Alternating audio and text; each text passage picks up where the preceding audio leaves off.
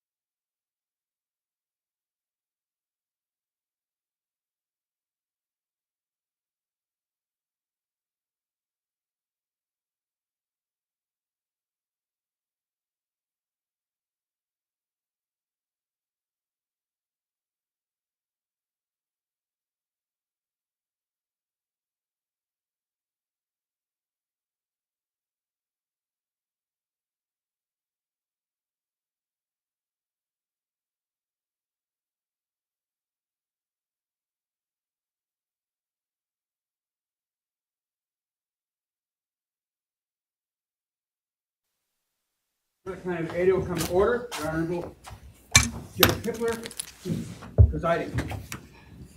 Be seated. Thank you. Your Honor, we need about 5 minutes. Need 5 minutes?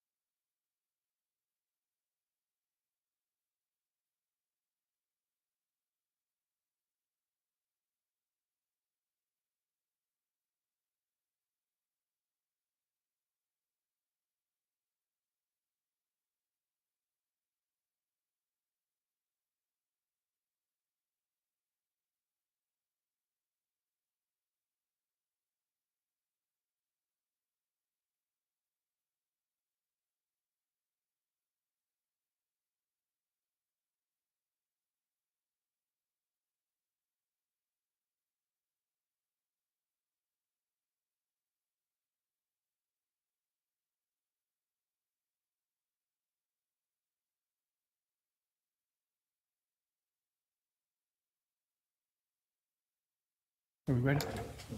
All right, thank you. All right, this is CR 0124316665, State of Idaho versus Bryan Kohberger. Defendant is present in custody with counsel, Ms. Taylor, Ms. Massoth, Ms. Barlow. The state is represented by Mr. Thompson, Ms. Jennings, Mr. Hurwitz, Mr. Nye, and Ms. Allen. This is the time set for sentencing in this case. The defendant previously entered a plea of guilty to 4 counts of first-degree murder and 1 count of felony burglary.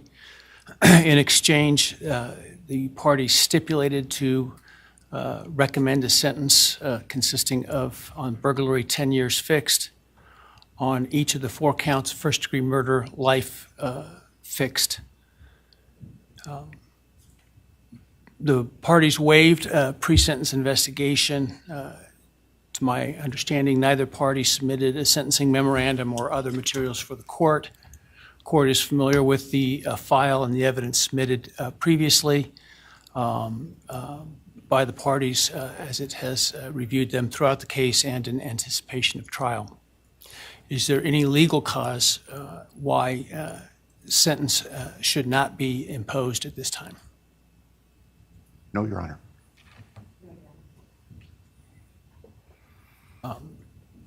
Does the state, before impact statements and arguments, wish to present evidence today? Your Honor, the state does not intend to present evidence in a documentary sense. We have provided the court through the clerk with photographs that we would like to use during the course of our sentencing argument. Sure. All right. Thank you. But no testimony other than impact statements? That's correct, Your Honor. All right. So with that, let's start with then impact statements. Ms. Jennings will be introducing the And my understanding, just so I'm clear, I indicated through the trial court administrator that we need to see if any of the victims wish to have the camera not running and audio only. And my understanding is all of them indicated they are fine with the video. Is that correct? Yes, Your Honor, that's correct. All right, very well. Go ahead, Ms. Jennings. Your Honor, the first, and we're taking these in the order, victim impact statements in the order that the charges were listed in the indictment.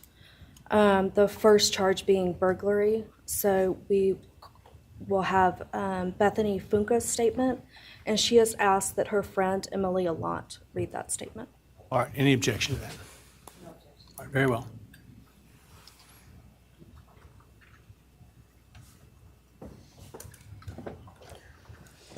Thank you, Your Honor. I'll be speaking on behalf of Bethany, and so, yeah, here it reads. My name is Bethany Funke, and I was roommates with Maddie, Kaylee, Xana, and Ethan. I not only lost some of my best friends, but I also lost a sister. Never in a million years would I have thought that something like this would have happened to my closest friends. I thought that we were going to wake up and go upstairs, see them and tell them how they had scared us and that they were going to tease us about how we were constantly scaredy cats and make jokes about it as we would go to Taco Bell like always. But sadly, that is not what happened and what turned out to be my worst nightmare. When I first woke up that morning, I had no idea what happened. I woke up around 7 with a terrible toothache, so I called my dad, who is a dentist, and he asked what I should do. He told me to take Advil, so I did, and I went back to sleep. I was still out of it and still didn't know what happened. If I had known, I of course would have called 911 right away. I still carry so much regret and guilt for not knowing what had happened and not calling right away, even though I understand it wouldn't have changed anything, not even if the paramedics had been right outside the door.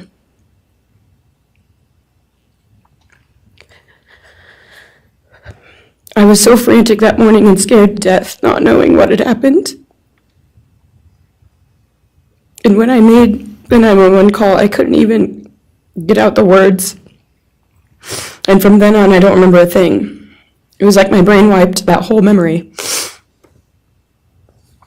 That was the worst day of my life. And I know it always will be.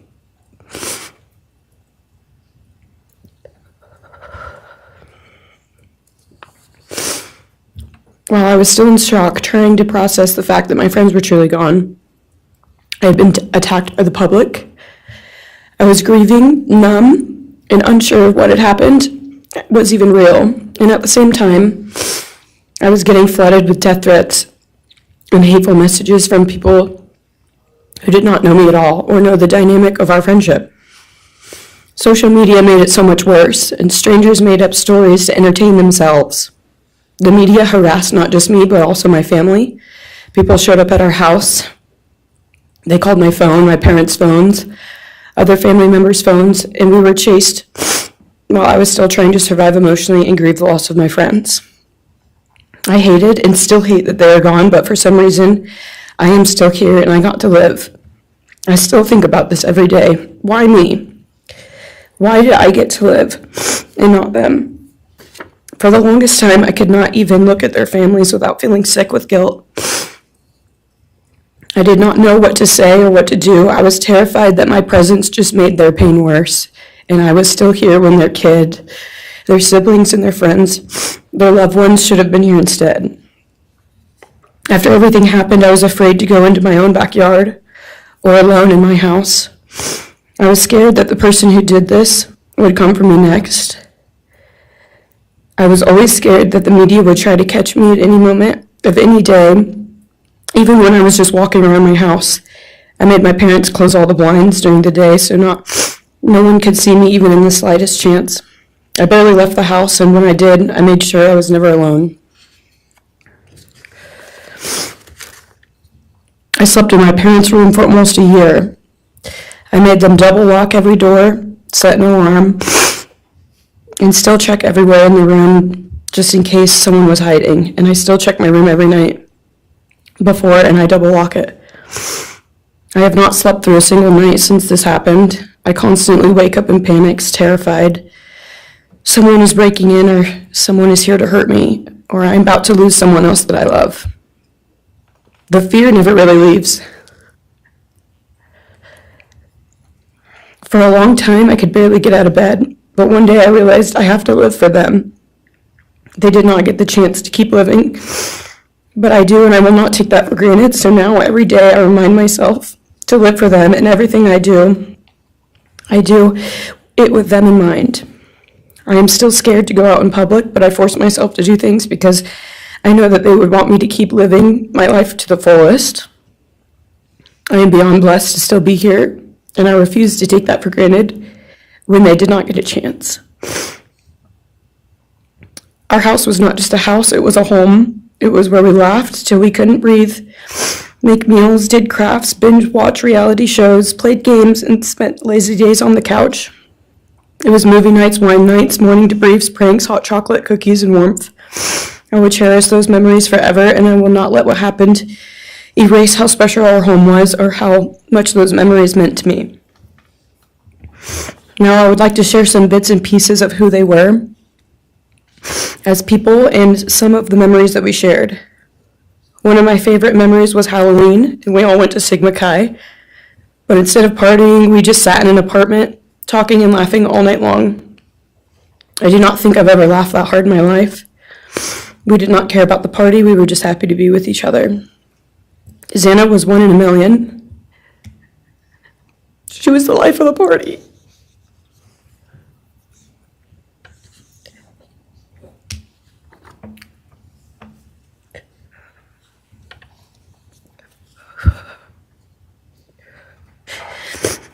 But she was also the kindest and funniest person I knew.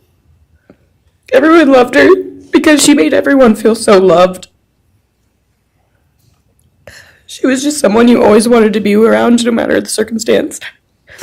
One of my favorite days with Xana was when she laid on the couch, when we laid on the couch together all day watching movies and snacking. Or when she, Maddie, and I would go and get margaritas, chips, and salsa. She would also light up a room with her presence alone. Kaylee had the most beautiful, radiant smile, and she was so kind, but also one of the funniest people I've ever known. She loved playing little pranks, and she always had us laughing so hard that we could not breathe. She was so full of energy and life. I really believed that she could have ruled the world if she wanted to, and she would have been America's sweetheart. Ethan was the sweetest, most genuine guy. He was always smiling and always making other people smile too. Ethan was the kind of person you wanted around. He was so kind and easy to talk to, and just so fun. And the way he cared for Xana was truly something to admire. And really was proof that storybook love and true romances really do exist. It was not only obvious to me, but everyone that was around Ethan and Xana that they were absolute soulmates. Maddie was not only one of my best friends, but she was the older sister I would have always wanted. There was no one I looked up to or admired more than Maddie. She was truly a ray of sunshine, and everyone was drawn to her. She was so kind, loving, funny, fun, and passionate. She had the sweetest soul and wanted nothing but the best for everyone, and to love and show love to everyone. She took me under her wing and always made me feel so safe and included, and above all, loved and valued. She never failed to make me laugh or put a smile on my face. Still to this day, I am beyond grateful that she chose me to be her sorority little, and I thank God every day that I not only got to know her, but had her as one of my best friends. Honestly, I cannot pinpoint one favorite memory with Maddie because I have so many, and this would be a very long read if I did. But if some little memories with her that I cherish is when the two of us made a nice dinner and split some wine, or when we would binge watch Jersey Shore or Summer House. When we came up with a whole dance routine on Halloween and danced and sang all night, like no one was watching. All the late night walks home from going out, and just little shopping trips and so much more. I am beyond blessed that I had the chance to know each and every one of them. They changed my life in ways I would have never put into words. I hope that they are remembered for who they are and not what happened to them, because who they are were so beautiful, and they deserve to be remembered in the highest way. My heart breaks every time I go to text one of them or how badly I wish I could see and hang out with them. And then I remember I cannot. I will never be able to again. But I still talk to them in my prayers every single night, and I always will. I wish more than anything I could hug them one last time. And I wish I could tell them how much I love them. And even though I cannot, I still tell them every night. I will keep living for them as long as I am lucky enough to still be here. And they were all truly one of a kind. And they will be in our hearts forever and always. Thank you. And please convey to Bethany my appreciation for her courage, and I hope that she heals. Next is Dylan Mortensen. We're asking for some accommodations for Ms. Mortensen and that she be allowed to sit in my seat. Sure.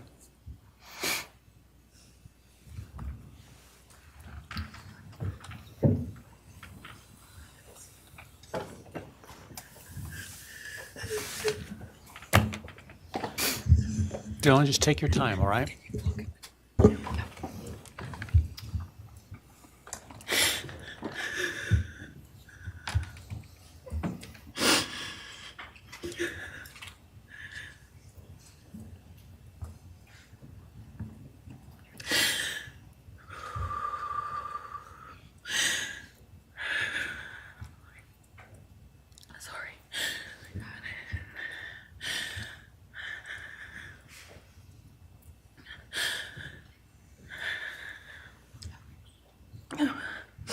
Thank you, Your Honor. What happened that night changed everything. Because of him, 4 beautiful, genuine, compassionate people were taken from this world for no reason.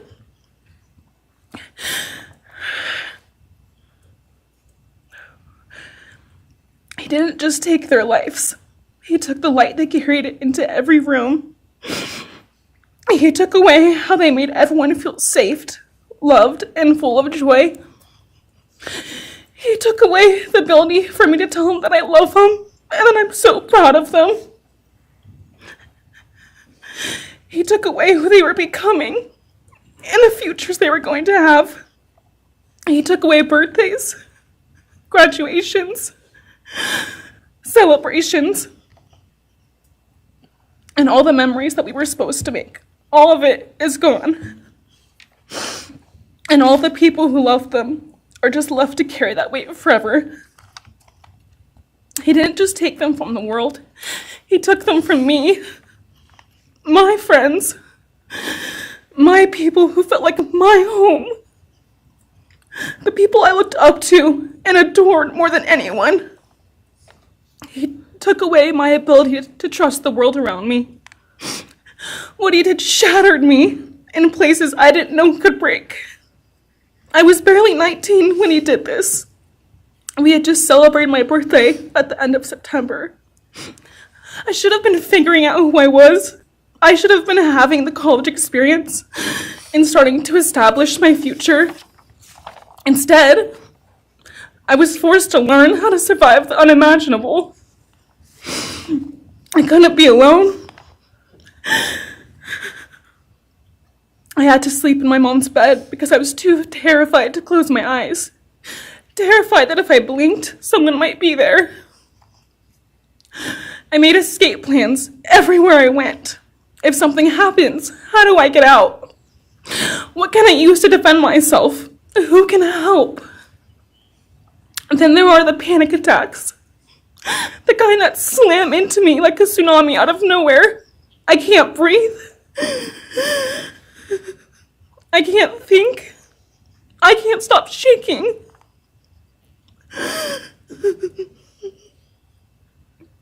All I can do is scream because the emotional pain and the grief is too much to handle.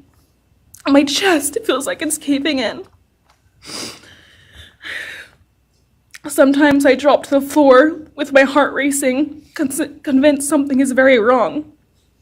It's far beyond anxiety. It's my body reliving everything over and over again. My nervous system never got the message that it is over, and it won't let me forget what he did to them. People call me strong. They say I'm a survivor, but they don't see what my new reality looks like. They don't see the panic attacks, the hypervigilance, the exhaustion, the way I scan every room I enter, the way I flinch at sudden sounds. They don't know how heavy it is to carry so much pain and still be expected to keep going, and that's because of him. He stole parts of me I may never get back. He took the version of me who didn't constantly ask, what if it happens again? What if next time I don't survive?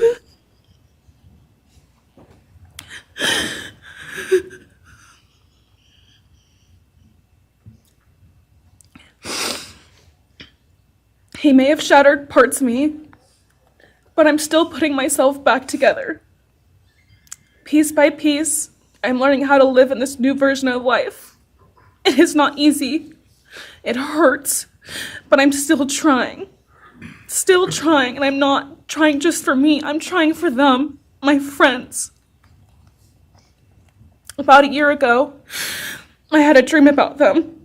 I got to say goodbye. I told them I won't be able to see you again, so I need to tell you goodbye. They all kept asking why, and all I could say was, I can't tell you, but I have to. When I woke up, I felt shattered and heartbroken, but also strangely grateful. Like maybe in some way that dream gave us the goodbye we never got. Still, no dream can replace them, and no goodbye will ever feel finished. He is a hollow vessel, something less than human. A body without empathy, without remorse. He chose destruction. He chose evil. He feels nothing. He tried to take everything from me. My friends, my safety, my identity, my future. He took their lives, but I will continue trying to be like them, to make them proud. Living is how I honor them. Speaking today is to help me find some sort of justice for them. And I will never let him take that from me. He may have taken so much from me, but he will never get to take my voice. He will never take the memories I had with them. He will never erase the love we shared, the laughs we had, or the way they made me feel seen and whole. Those things are mine. They are sacred, and he will never touch them. I get to feel sadness. I get to feel rage. I get to feel joy even when it's hard. I get to feel love even when it hurts. I get to live. And while I will still live with this pain, at least I get to live my life. He will stay here, empty, forgotten, and powerless. Dylan, thank you so much for your courage. I appreciate it.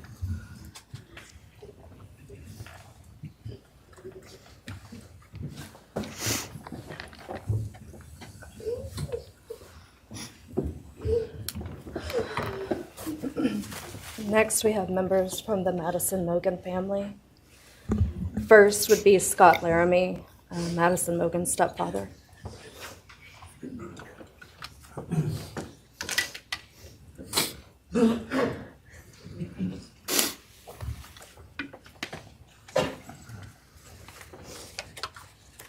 Standing by him is Karen Laramie, Madison's mother. Thank you, Your Honor. My name is Scott Laramie. I'm Maddie Mogen's stepfather and the husband of Maddie's mother, Karen Laramie. I will read this victim impact statement on behalf of Karen and myself. Maddie was our gift of life, our purpose, and our hope. Maddie quickly became Karen's joy, identity, and purpose in life. I joined Maddie's life when she was 2.5 years old. The experience transformed me into a life of joy, love, and family. Maddie was bright, beautiful, kind, empathic. She listened carefully to others and was observant, seeing and caring about the hearts and the minds of all she encountered. She loved music and music festivals. She had a wonderful sense of humor. She excelled in school. She was an easy child to raise, almost never requiring discipline, and almost always giving us parental joy. One time Karen remembers disciplining Maddie as a little girl. Maddie responded, "You broke my heart," which of course melted ours. She had a keen wit, even at that young age. As she transitioned into teenage years, she prioritized us and extended family over many of the distractions that capture teenagers. She showered us with her presence and love at family events, barbecues, picnics, birthdays, holidays, and others. She spent countless hours with her papa, her Uncle David, Aunt Nadine, and her other close family and friends.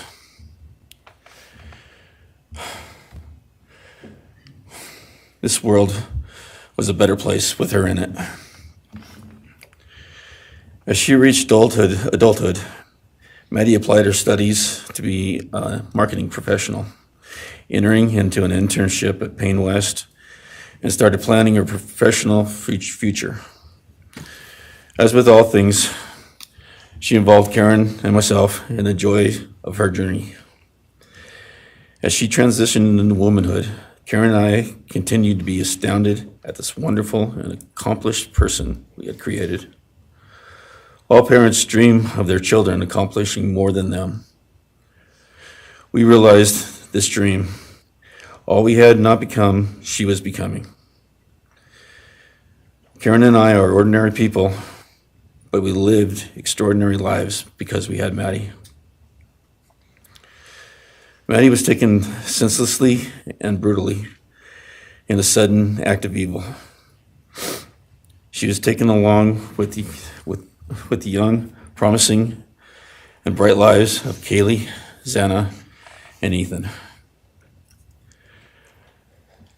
First, we felt disbelief.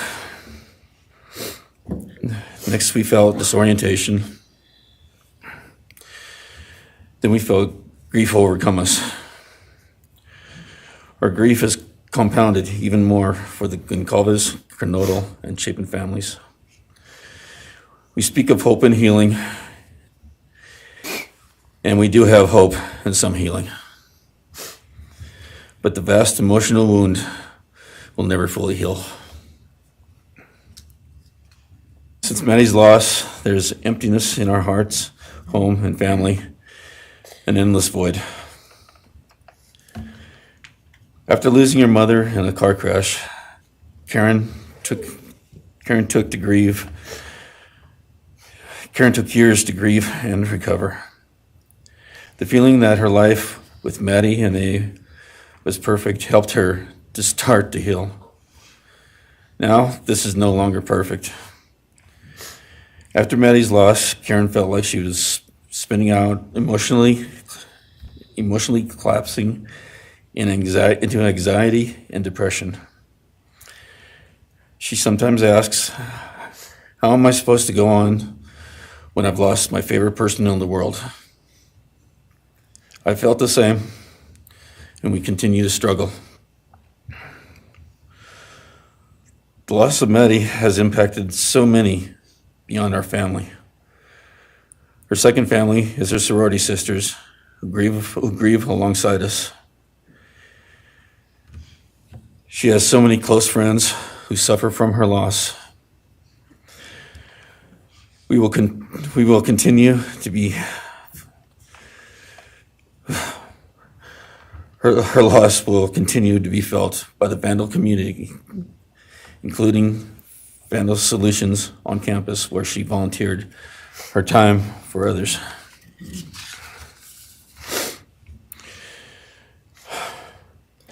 It helps us to know Maddie is in heaven now, freed from the trials of this earth. We, however, continue to live on without the grace and support of her presence. We will grow old without our only child, our bright, beautiful friend and daughter. In the end, there are no words that can accurately capture the devastation of losing Maddie. We will endure, and we will go on. For Maddie, we will not let our grief consume us. For Maddie, we will continue to love and care for our family and friends, including the families of Kaylee, Xana, and Ethan. We will remain united with them. We can only hope that others out there suffering similar losses can look to us and see that we can overcome hatred, darkness, and evil. We know the law allows us to comment on the defendant and his sentence. As for his sentence, we support the plea agreement. Society needs to be protected against this evil. As for the defendant, we will not waste words, nor will we fall into hatred and bitterness. Evil has many faces, and we now know this, but evil does not deserve our time and attention. We are done being victims. We are taking back our lives. We will turn our time, talents, and attention to hope, healing, and helping others, and to the future. We invite all those who have suffered with us on this to join us in our journey. We can make this world a better place. We can move on from tragedy. Adversity will visit us, evil will visit us, but we will overcome. We can and will endure. Karen and I express our gratitude to Your Honor and to the prosecution team for allowing us the opportunity to make this statement. Thank you. Thank you so much for your courage, and I am so sorry for your loss. God bless. Your Honor.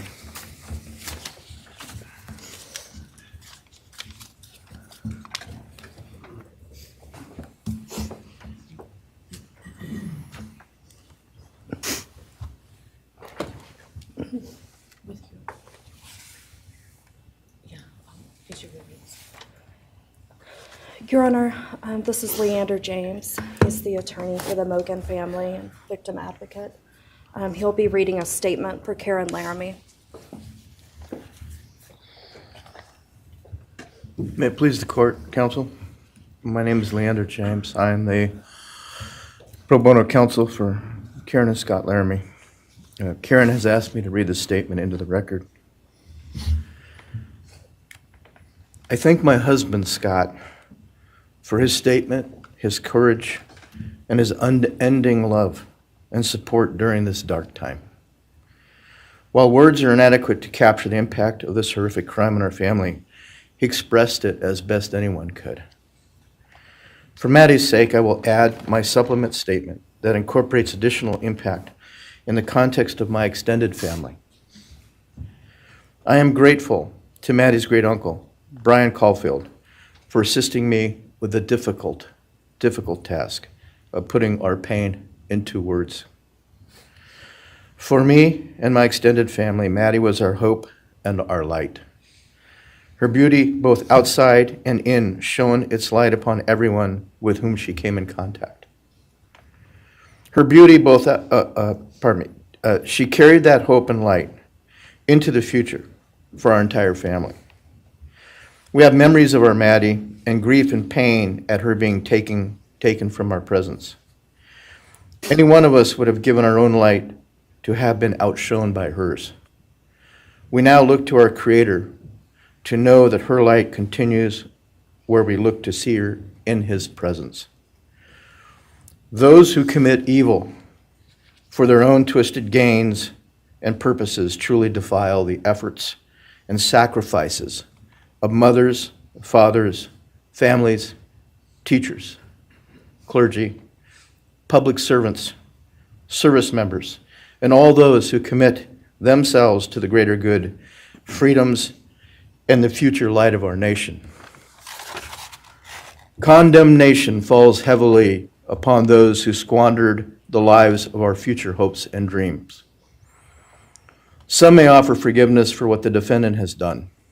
However, we cannot at this time, or perhaps ever, nor will we ask for mercy for what he has done. His acts are too heinous, the agony and grief he has caused too great. But we will waste no further words or thoughts on him. For Maddie's sake, we will move on. We will do our best to carry Maddie's light into this world and make it a better place. I thank the court and the prosecution for allowing me the opportunity to make my statement, and I thank all those who have and will support my family and the families of Kaylee, Xana, and Ethan. Thank you. Thank you. Thank you, Mrs. Laramie. Appreciate it.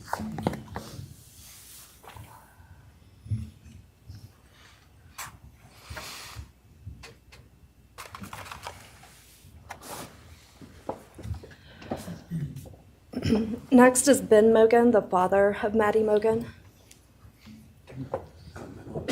Yes, of course. Actually, Your Honor, it'll be Kim Cheeley, the grandmother of Maddie Mogen.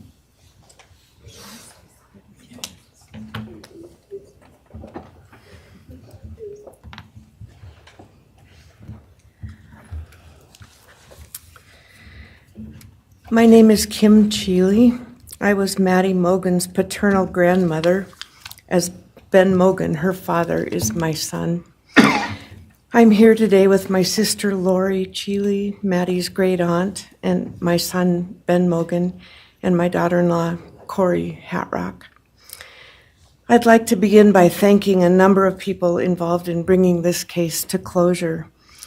In my daughter's words, the plea deal the prosecution team reached this month is one that punishes the perpetrator of this horrendous crime, protects the public from further harm, and allows all of us who knew and loved these kids the time to grieve without the anxiety of the long and gruesome trial, the years of appeals, and potential for mistrials along the way.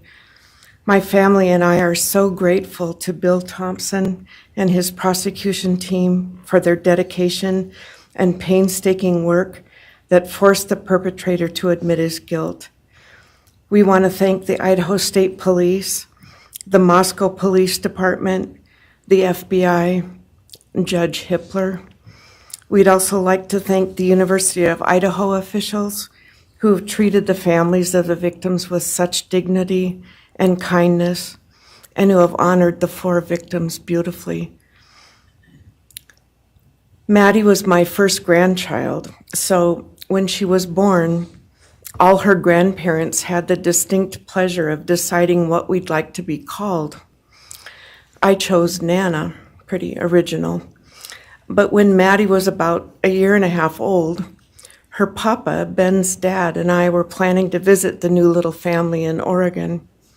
Maddie didn't have an extensive vocabulary at the time, but for some unknown reason, she called bananas ba-deedle-deedles. When Karen and Ben told her Nana was coming to visit, she figured, I say deedle-deedle for that word.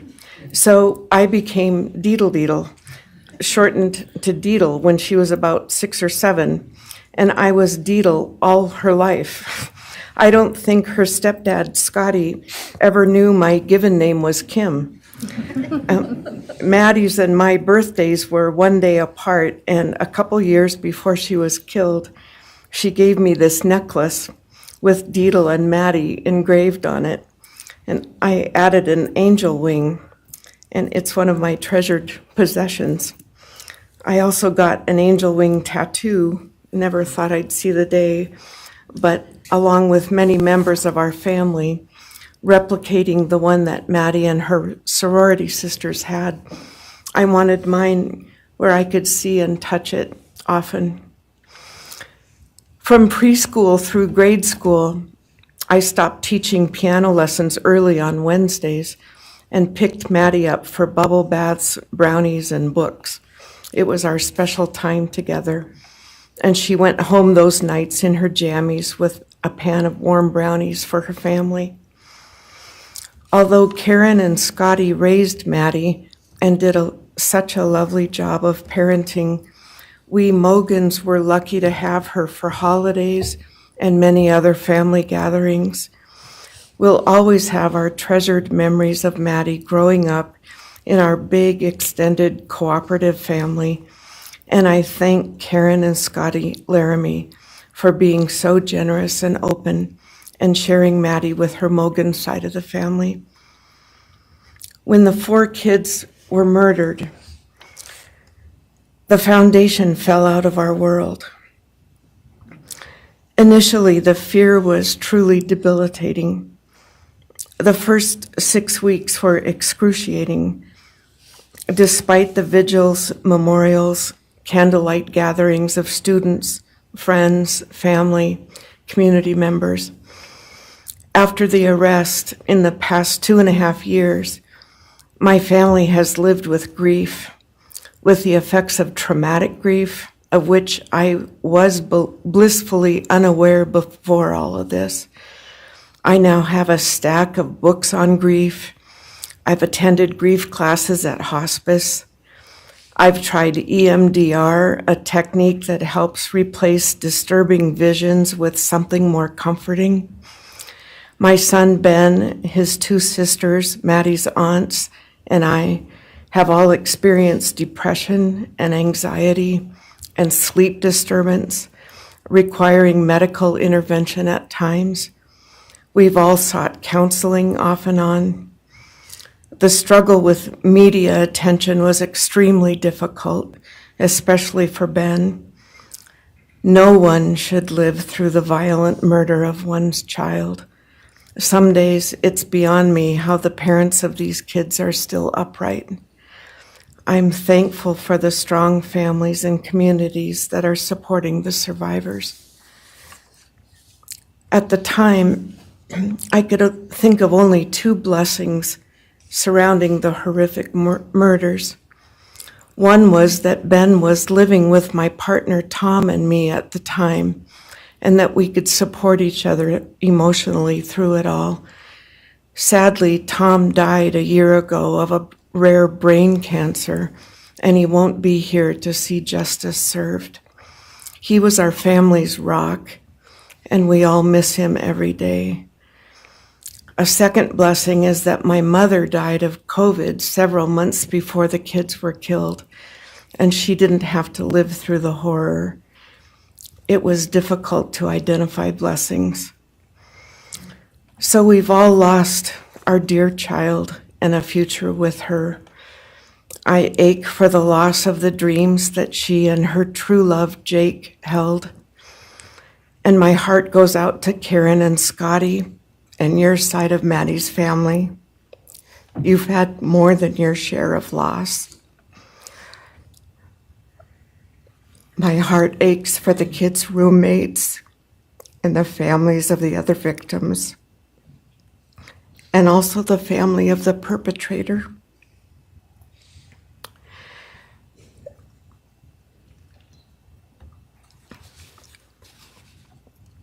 Going forward, we Mogens are choosing to put our energy and focus into honoring Maddie's too short life and sweet spirit by celebrating Maddie May Day, which my 2 daughters established. On May 25th each year, Maddie's birthday, we encourage folks to do random acts of kindness in Maddie's name. In my daughter Katie's words, may we all protect our peace in whatever way possible, unite in community, and focus on joy. Please do an act in kindness in Maddie's honor during this week so a glimmer of Maddie's light may live on. Thank you. Thank you, and I appreciate your courage, and bless you and your family. Thank you.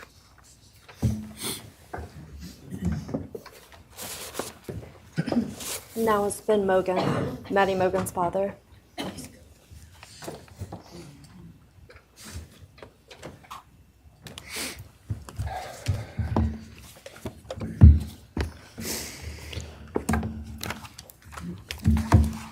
I'm Benjamin Mogen. I'm Maddie's dad. And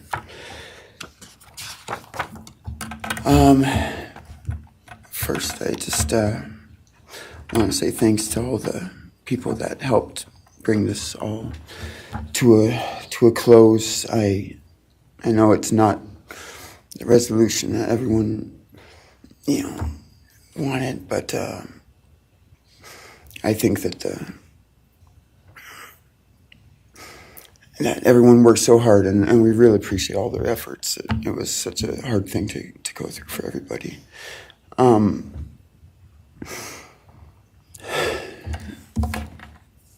Maddie was my only child that I ever had.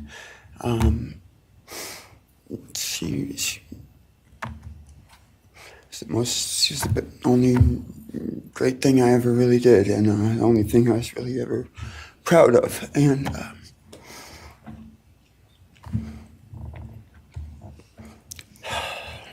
I thought we would have the rest of our lives together to be together and to know each other, and I took for granted the times, she was in college, and I thought, oh, well, we'll have the rest of our lives to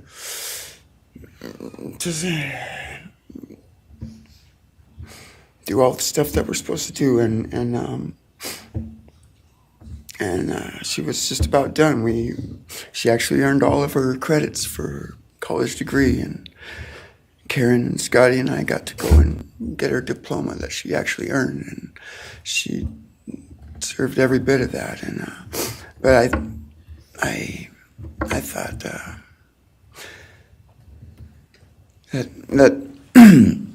that was going to be just the beginning of a long life together, and we never got that.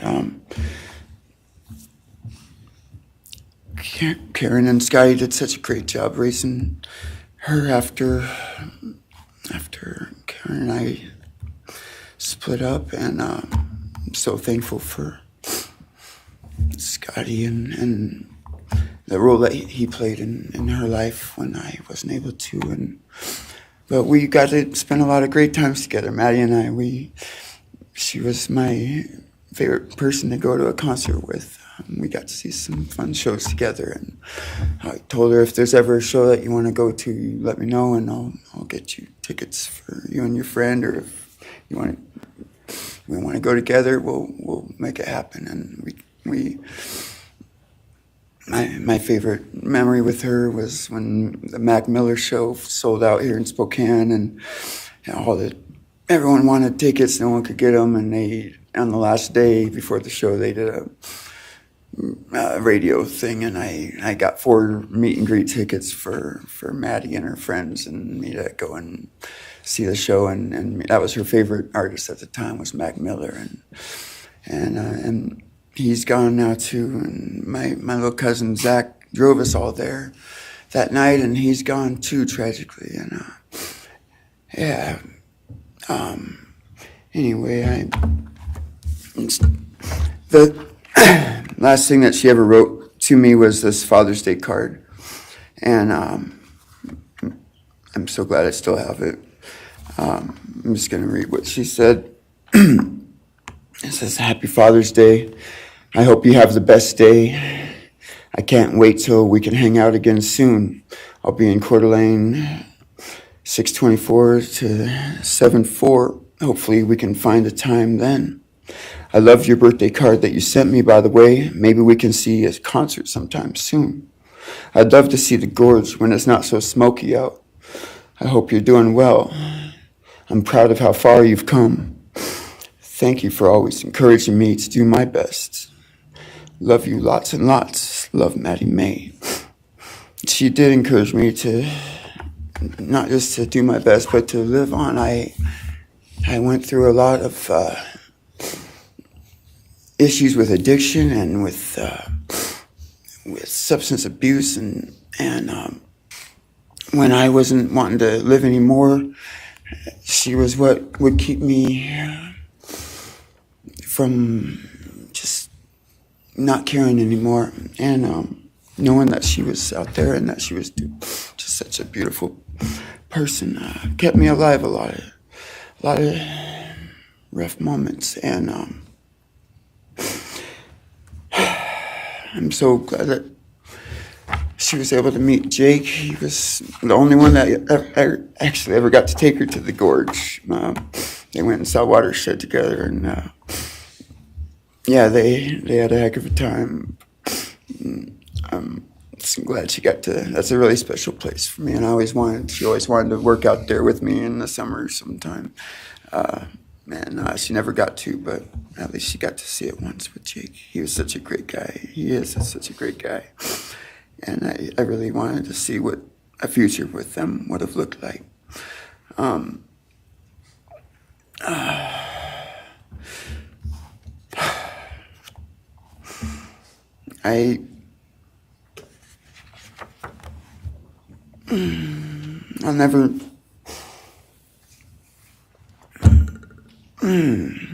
I'll never be able to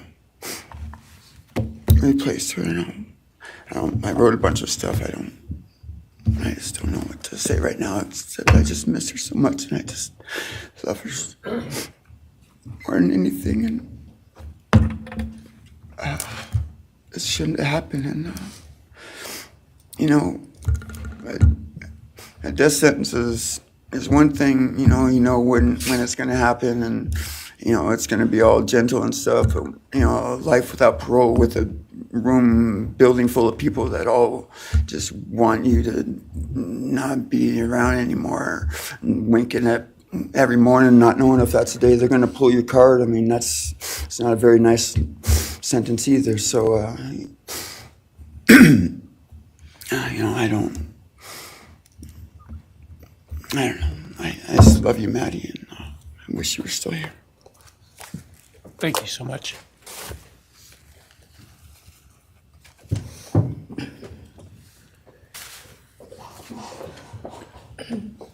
Your Honor, next would be members from the Kaylee Goncalves family. First will be her father, Steve Goncalves.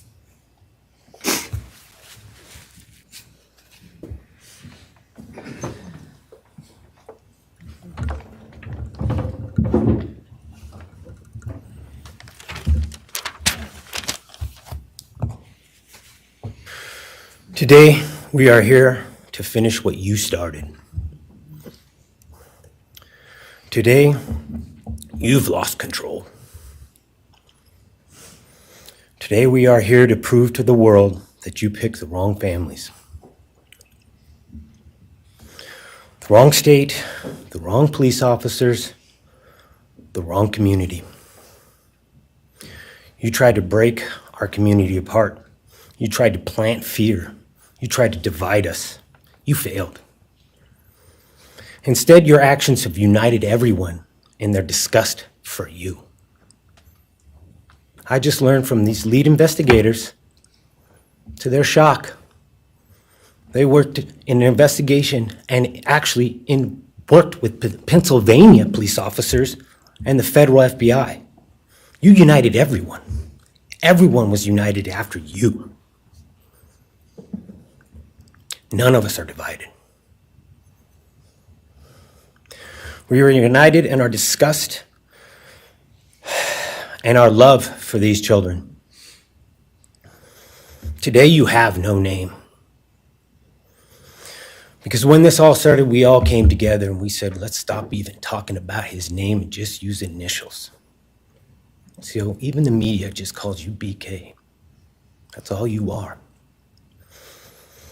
Looking back when the police officers knocked on my door, told me what happened to my child, told me what happened to Maddie Mae, I don't think he was even out of the driveway before my kids turned around, looked at me and said, "What do we do, Dad?" I told them, "You get to work. You get your ass to work." And we started calling, we started texting, we started emailing. And you know what? Within hours, we had your white car on the camera. We knew from the very beginning we had you. Police officers tell us within minutes they had your DNA, like a calling card. You were that careless, that foolish, that stupid. Master degree, you're a joke, complete joke. But we took this disaster and we did what we could. We put everything online. We took our kids, we took our images, we took everything that they did, their videos, their photos, the girls' pranks, Ethan singing. We put it out there, we shared it with the world. And the world united. And all they ended up, when they talked about this case, is they talked about Kaylee Jade, Maddie Mae, Xana, and Ethan. Everything what these people meant to us, a father, a mother, a brother, a sister, we shared that with our community. Then we shared it with our state. We shared it with the country, and eventually we shared it with the world. The world's watching because of the kids, not because of you. Nobody cares about you. You're not worth the time, the effort to be remembered. In time, you will be nothing but two initials forgotten to the wind. No visitors, nothing more than initials on an otherwise unmarked tombstone. From this moment, we've all started. From this moment, we will forget you. We want to all leave in closing. One last thing. You picked the wrong family, and we're laughing at you on your trip to the pen. That will be today or tomorrow. I'll close with, God bless all the men and women that worked on this case and all the hard work that you guys did. You guys allowed us to grieve and allowed us to get through this. The amount of work that you guys put together and the way that you guys put it together was beautiful. There was hard times to be expected, but thank you all, and God bless. Thank you.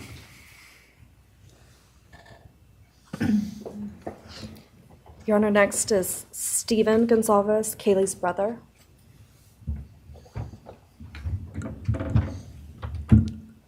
Stephen's actually gonna pass. I'm gonna go. Okay. Alivea Goncalves, Kaylee's sister. Hello, I'd like to start by thanking the court for allowing me the time and opportunity to speak today.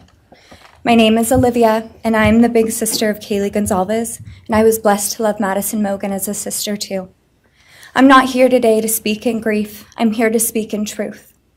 Because the truth is, my sister Kaylee and her best friend Maddie were not yours to take. They were not yours to study, to stalk, or to silence. They were two pieces of a whole, the perfect yin and yang. They are everything that you could never be. Loved, accepted, vibrant, accomplished, brave, and powerful. Because the truth about Kaylee and Maddie is they would have been kind to you. If you had approached them in their everyday lives, they would have given you directions, thanked you for the compliment, or awkwardly giggled to make your own words less uncomfortable for you. In a world that rejected you, they would have shown mercy. Because the truth is, I'm angry. Every day I'm angry. I'm left shouting at the inside of my own head everything I wish I could say to you. The truth about me is when I heard the news, I didn't cry. I listened for them. I promised them I would, that I would fight for them, that I would show up no matter what it cost me. I swore I'd never let them feel alone. Because you see, I've always been their heavyweight. I've always been the one to fight the battles they didn't feel ready to fight themselves. All it ever took was a call, and they knew I would handle it for them, no matter the time, no matter the cost. They could wave their white flag because they knew I would never back down, not for them, and not even death could change that. Somewhere along the line, I started to think about what I would say to them if I was given just one last chance. If I could gather enough heartbreak or love or sacrifice or whatever it took to get just one message across, what would I say? Throughout this entire process, I've written my feelings down at every moment, my wishes, my love, my denial, my anger. And as one final act of love, I'd planned to read these thoughts, even jarring and discombobulating and not even making sense. Because for me, that was true love. As bare and as naked as it could be, not laced in pretty words or dressed for the occasion, but written through bleary eyes at 2 a.m. with clenched fists, angry at this reality. My true final act of love was to continue on without them, for them. That dream to read aloud my love to them, to bring meaning through pain, was the latest blow in realizing you don't deserve it. And Kaylee and Maddie don't need it.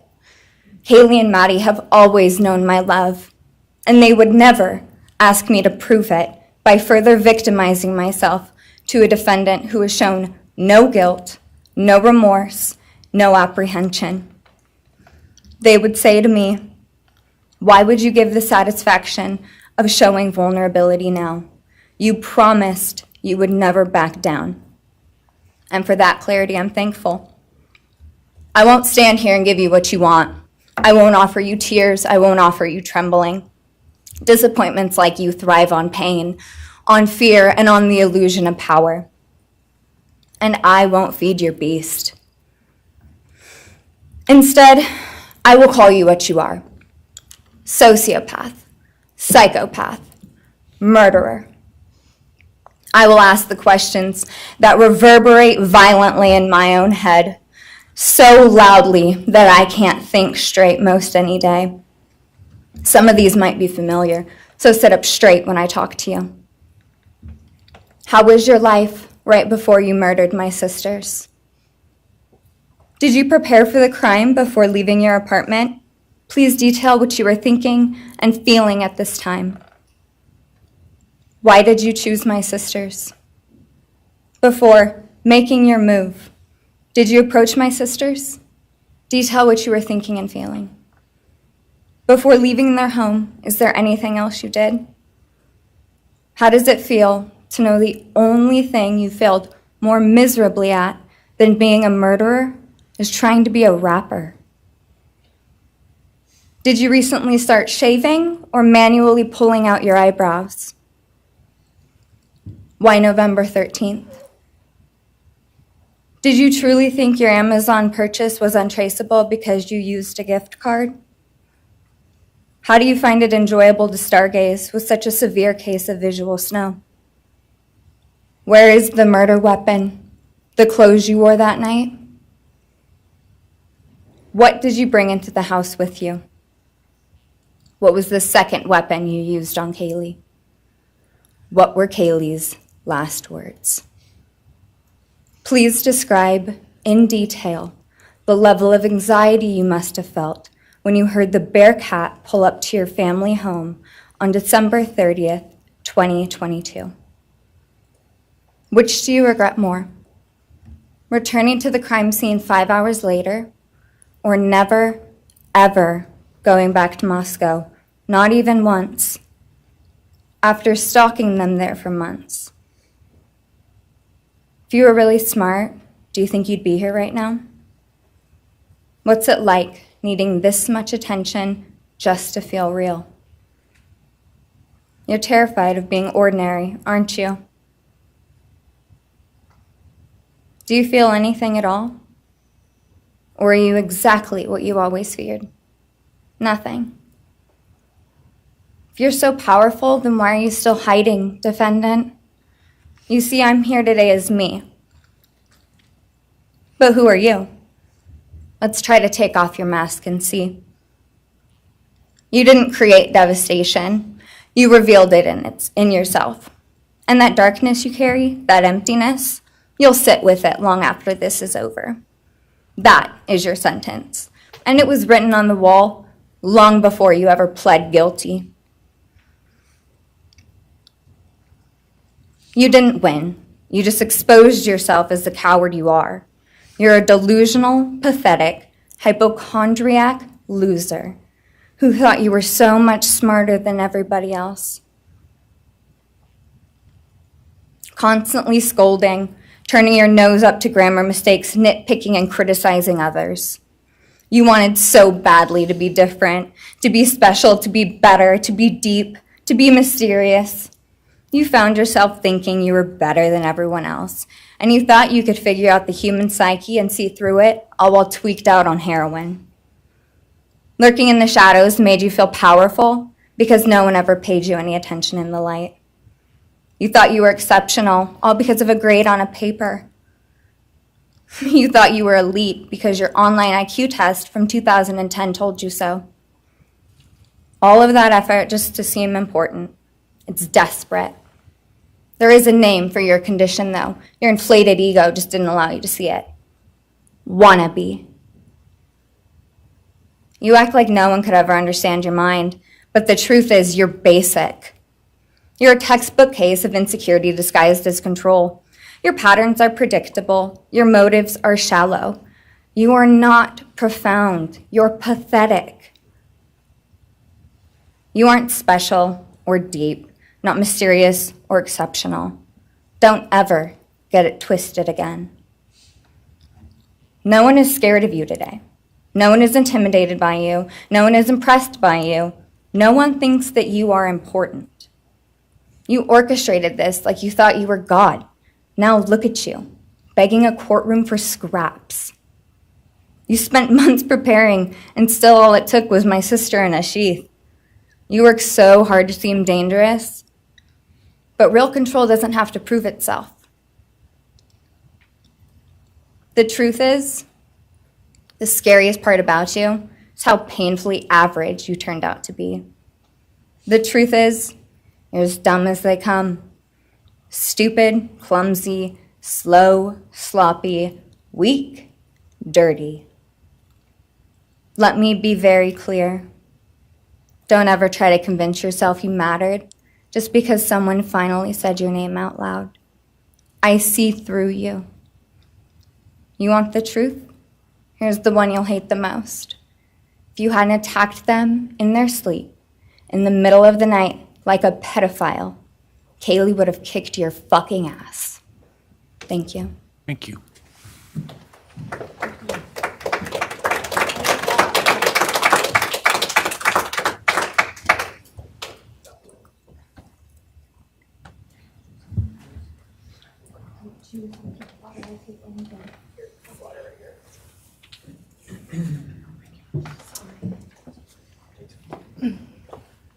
Next is Kristi Goncalves, Kaylee Goncalves' mother.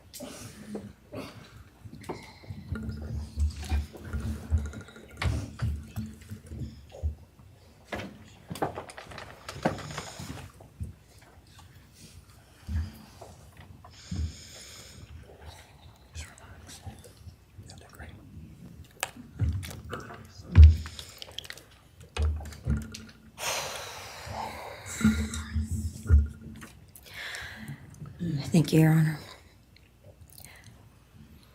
I never imagined having to speak to someone so devoid of humanity. For a long time, I didn't think I'd find the words low enough to meet you where you are. But now I realize this isn't about you. It's about what you've done to me, and I need you to hear it. When you murdered my daughter, Kaylee Jade Goncalves, You didn't just take her life, you shattered others. You attacked what you could never be, and in doing so, you left a trail of devastation far beyond that house. You stole my peace.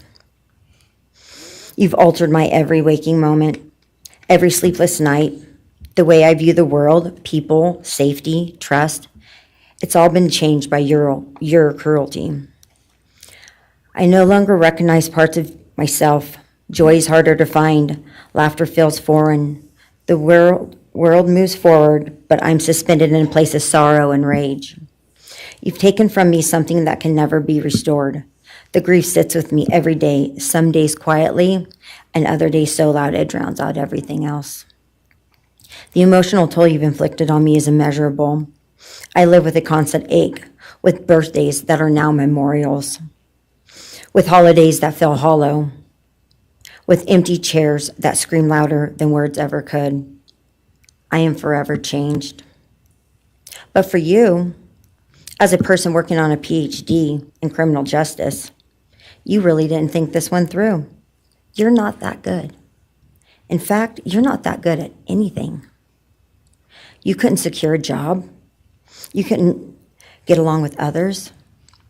You couldn't even get a female to look in your direction. All because you are pathetic. Now you're a joke in this courtroom.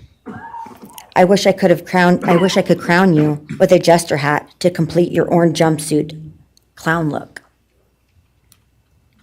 A dead killer doesn't kill again. So while I'm disappointed the firing squad won't get to take their shots at you, I'm confident that the men in prison will have their way with you in more ways than one. You will finally get what you wanted, physical touch. Just probably not how you were expecting it. See, you haven't beat the system. You've simply entered a new one, where the rules are cruel and the consequences will never end.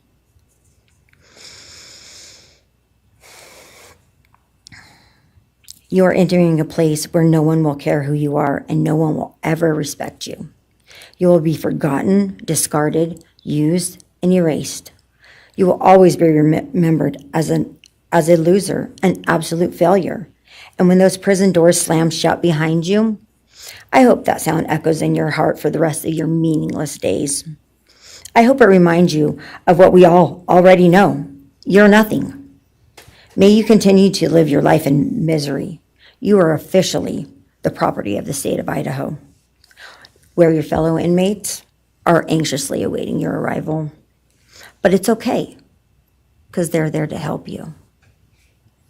Hell will be waiting. Quick message from our youngest daughter. Aubrey wanted to say, you may have received A's in high school and college, but you're going to be getting big D's in prison. Thank you.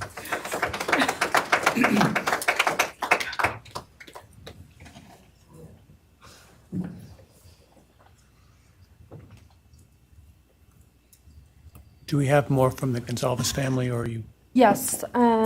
Next would be Shannon Gray, the Goncalves family attorney. He'll be reading statements from Kaylee Goncalves' grandmothers. Well. Morning, Your Honor. Shannon Gray, the attorney for the Goncalves family. I actually have 3 statements, one from her aunt and 2 from her grandparents. This is from her aunt, Tammy Butts. You, in the cloak of darkness, made a decision to turn our whole family's world upside down forever. You, in the cloak of darkness, took our Kaylee J. Goncalves away from us all without hesitation. Never have you shown any remorse or regret. We just get creepy, non-expressive stares as you have your team of women defend you. Kaylee was a strong, kind, fun-loving, caring person, and she will greatly be missed by all her family and friends for the rest of our lives. She had goals in life that you took from her and us. We lose on watching her enjoying her life, working hard and building the future she wanted. She was ready to start that after college life. You, in the cloak of darkness, took it all away. You left us without her future wedding, her future children that she would have added to our family. No more talking to her on the phone, going for a coffee, celebrating holidays. It's all gone. You, in the cloak of darkness, gave each and every one of Kaylee's family members their own lifetime sentence.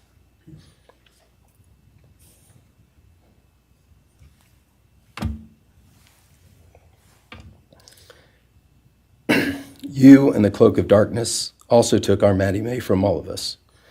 She was so genuine, caring, polite. She was part of our family. You came in, harmed our children that were younger women than you in their own beds. You're nothing, you're a coward. It's not right that you have received life. I pray that you meet your end in the cloak of darkness, burn in hell. I have two other statements, Your Honor.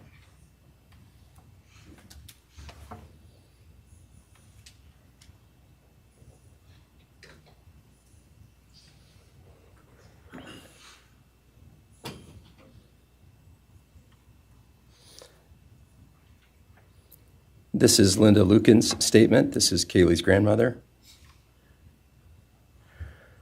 I really don't know how to address something so inhumane, but I will try. Nothing in the past 2.5 years has made any sense. All I get is you cowardly went into a home at night, filled with what I'm sure you thought was all sleeping girls, and went on a vicious killing spree for no other reason but to appease your demonic urges. You took my granddaughter Kaylee from us, plus 3 other beautiful lives. You took my granddaughter Kaylee, beautiful, sweet-souled, doll-faced Kaylee, who was getting ready to start her amazing life, who had such a bright future, who was loved by so many, who you were so envious of. She had a life you could never have. You are so beyond human. You're definitely a demon from hell. I truly wish your punishment would be the same death you inflicted on our kids. But I think you will meet some new friends in prison who will be there just to help you. Thumbs up.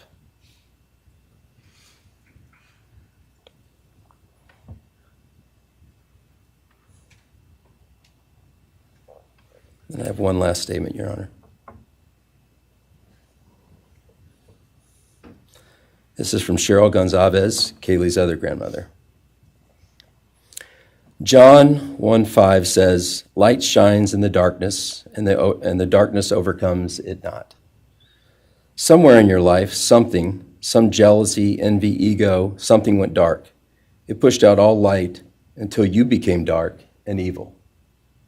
And when you saw my granddaughter and her friends, their light, because they have such a light, you couldn't stand it. Because the darkness in you could not stand the light in them. And so you decided to destroy it. Cowardly, you walked into their rooms in the dark and took their lives, hoping to get rid of your darkness. But you didn't. You failed. Because you know what was once a light shown only to their friends, families, and loved ones is now all over the world. Everyone sees it. Their smile, their beauty, their plans, everything they were and had.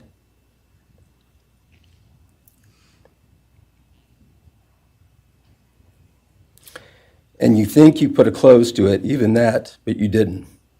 Because they still exist. They are still light. They are still beautiful.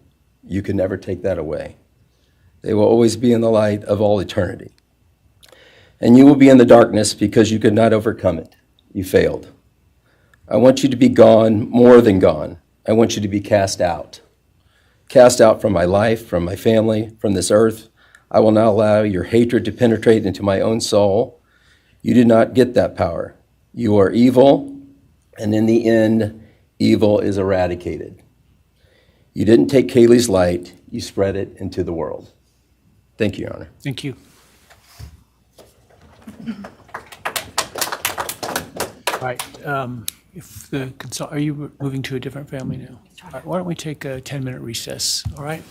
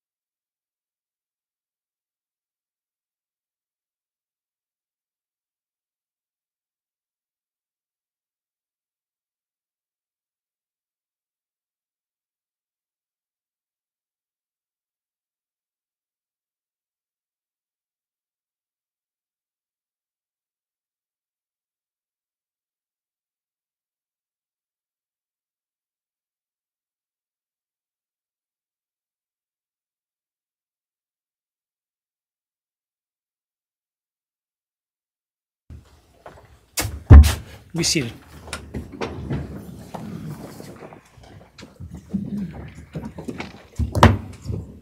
All right, Ms. Jennings. Thank you, Your Honor. The next family is the family of Xana Kernodle. And first would be Jazzmin Kernodle, Xana's sister.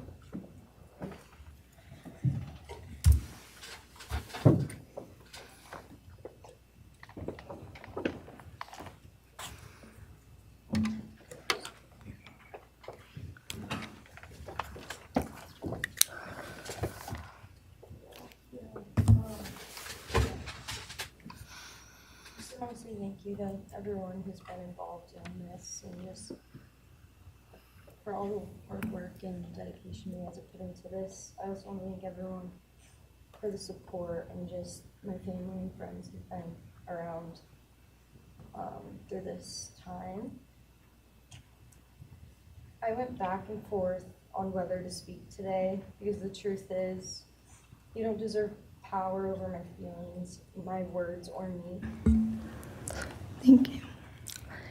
In the end, I realized this moment isn't about you. It's about justice for Xana, Ethan, Kaylee, and Maddie. It's about honoring the beautiful people they were and still are in God's eyes.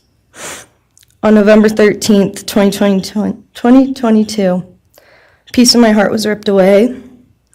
There's no way to ever fully describe the weight of losing my sister, my best friend. No sentence or punishment will ever come close to the justice Xana, Ethan, Kaylee, and Maddie deserve. Xana was everyone's best friend.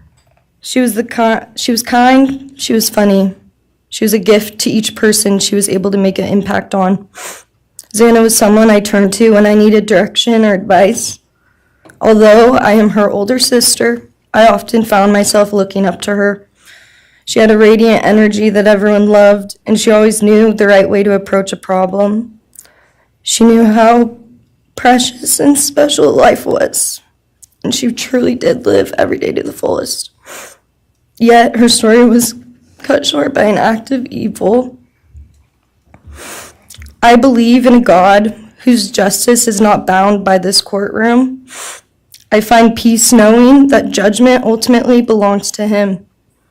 For your sake, I hope one day you feel the full weight of what you did.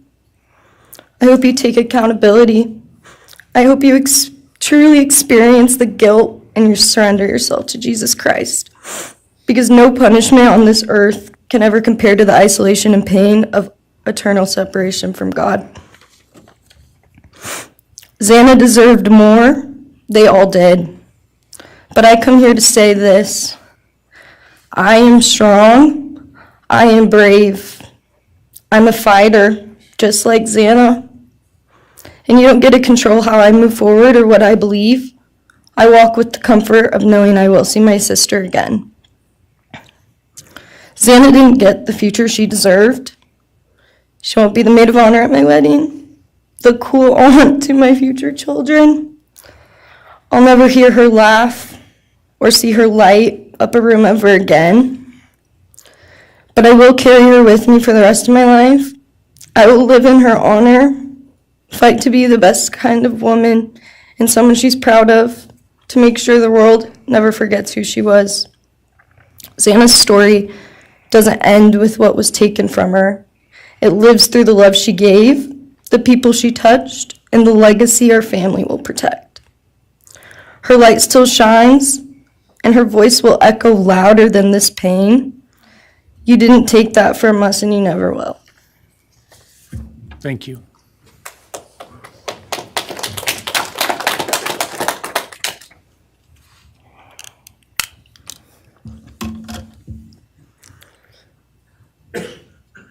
I just want to say before I start, I'm Xana's dad, Jeff Kernodle. It's been a hard road down, because she's gone. And I want to thank everybody, other their families that speaking so far, spoke about things. I agree with everything they have to say. It all comes back to a lot of the same things that I've had to deal with and we as a family have had to deal with. And that brings me basis of what I'm talking about a little bit is on my way up here, flying up here in the plane, and about halfway through the flight, this little girl is calling out for her dad. Hey, dad, and then in my mind, I was kind of half asleep. It's dark on the plane. I heard Xana calling out for me like she did, back when she was little, 5 years old. And those times were hard. It was chaotic, but we always had something to work toward that was in a positive direction, compared to right now, which is necessarily not as positive as that for sure. And I know I miss Xana a lot. My life's been changed, and Xana had a great impact on me. And the impact was when she was gone, I realized how important she was and what she really did for me, influenced me, was way beyond what I ever thought. She'd call me up on the weekends, check on me, see who's with me. She's like accountability to your youngest daughter. And that really made a big difference. It made me really think about things and what it's all about, That's the things that I miss the most, is those calls on the weekends, the calls at 11 at night. What's going on? You want to meet my friend?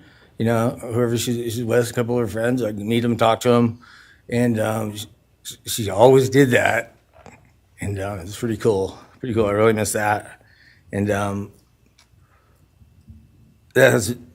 she made a big impact on me, on other people, her family. But the impact that she made is so extensive on what happened here. And it goes so far. People from everywhere in the world, are following things. And Xana has made a difference in their lives. So, countless people told me that. They might not even know her. They never knew anything about her. It's what they see, and they just love her and say how they wish that she could have been their friend. Could have been their friend, could have hung out, and it's like, this is a blessing, this is what the little kid was, and definitely was a big blessing in my life, and so is Jazzmin, and basically, we worked hard to do the things we did, through the times they were growing up. And through those times, I realized that I wanted both of them to graduate college, and that'd be the ultimate thing for them to do to prepare for the world. Then it came back to me, Xana didn't get to finish college. He had it all figured out. And this all just came back to me when I was there, and that little girl was on the plane doing that. It's like where I was going, what I was going here for. And then I just realized and thought to myself about the wonderful life that she had and we had together. And I still get to have with Jazzmin, but that's the part that really counted. It's the part that really counted, is those memories.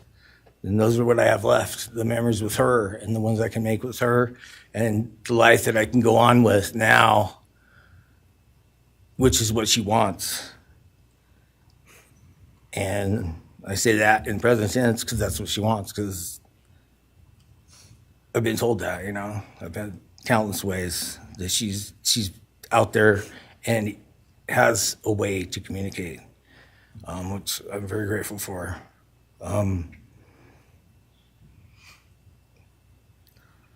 That goes to say that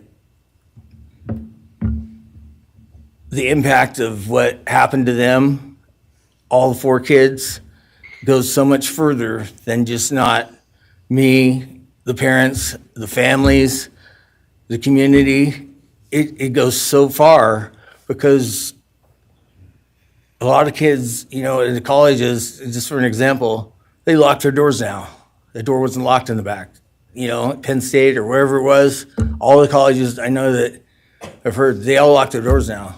So maybe the impact that it's going to make is going to help out and maybe protect some people. Having this outreach and having the influence of what happened to these kids did, all I know is I was 7 miles away when it happened, and she wasn't feeling that good. It was 11:30, and I almost went over to Susanna's to say, and I would have been sitting right there in that couch, and you had to deal with me. So they would have had a chance, and I regret that, and I regret not going. But the reason why I didn't is because Xana said, don't be drinking and driving. You got the rental car, don't be drinking and driving, the week before that. So she would have been mad at me to do that. But I really wish I would have drunk and drove, because they would have had a chance, all four of them. At this point, I just have to go on. We're going to go on with everything and make things better in my life, because that's what it's all about. If I have closure in things, and the part that we miss is Xana, her influence, her smile, the things that she did, and we have the memories left, the great memories, and she just wants us to make more memories and not be sad or upset or shocked or taken for that, and that's what we're going to do. We just have to. That's all I got. Thank you for your words and your courage, and bless your family.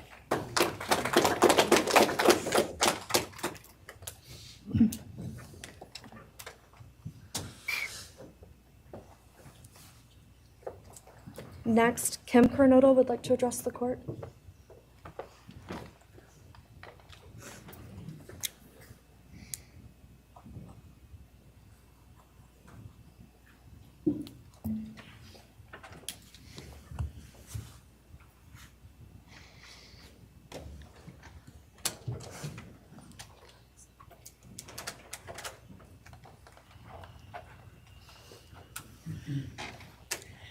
Thank you, Your Honor. My name is Kim Kernodle. I am Xana's aunt. I was very blessed to have her in my life, in our family. And I thought I had everything in my head, what I wanted to say, but it kind of went out. And I'm always looking for the positive thing, because evil, hate can destroy people. And that's what it started doing with our family.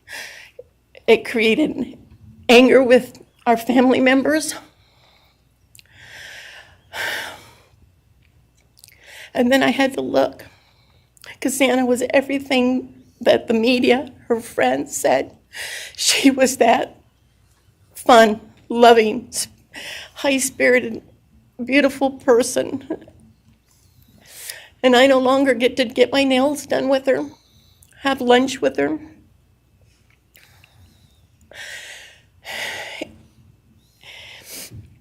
Sorry. But how I look at it now is this tragedy, this horrible tragedy on all of the 4 children, has brought us closer. You united us with your actions. We're united now, and we're stronger than ever. We have family and friends now that we never knew we had. And, this is probably going to bother everybody, but Bryan, I'm here today to tell you I have forgiven you, because I no longer could live with that hate in my heart. And for me to become a better person, I have forgiven you. And anytime you want to talk and tell me what happened, get my number. I'm here, no judgment, because I do have answers or questions that I want you to answer. And I'm here. I'll be that one that'll listen to you. Okay? Thank you, Your Honor. Thank you very much. My name is Stratton Kernodle, and I'm Xana's uncle, Jeff's brother. Sitting here today listening to the stories and feelings and feeling the pain from everybody is a pretty powerful thing. It's each time a statement was read, it sort of would tug into my center core as I felt everybody's anguish.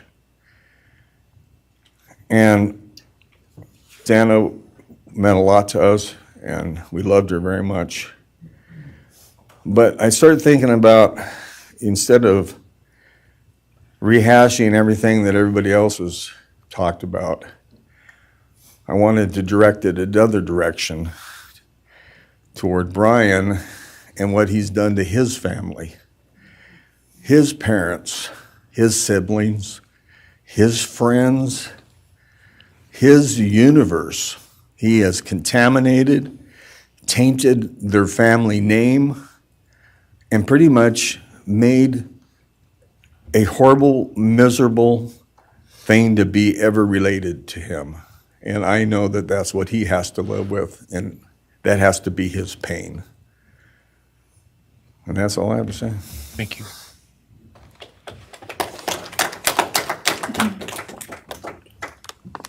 Next, Your Honor, I believe Randy Davis, stepfather to Xana Kernodle, would like to address the court.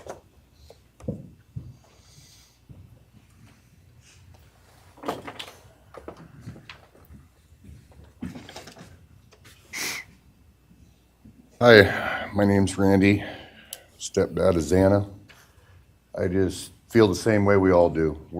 All of us are united because of something that happened, and I am grateful to know and have met some new family because of this awful event. But this is probably the last time we're all going to be in the same room together, let's be real. So I can say, I love you all, and I feel your pain. And just God bless us all, you know? Just get through it. I had stuff wrote up. It was probably best I didn't read it out. Probably get kicked out of here, so. You know, I'll share one thing to you guys, not to you, with Xana. So I was working in North Dakota and came home, and Jazzy and Xana had taken our son Elijah and put him in a dress, makeup, and it was awful, you know. I was like, I don't know. She was funny.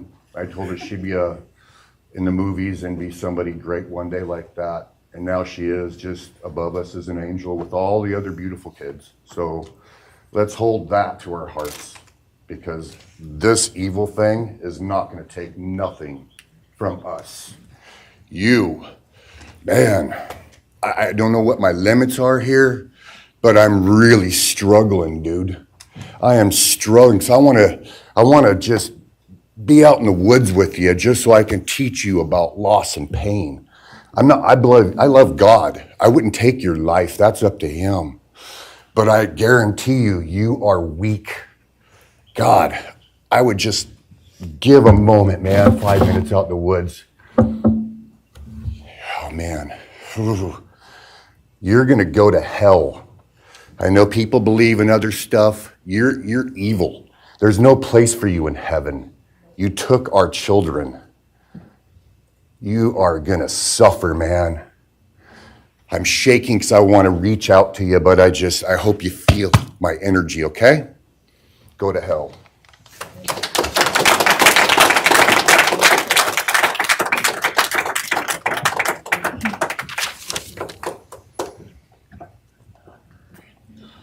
Next is Kara Northington, Xana's mother.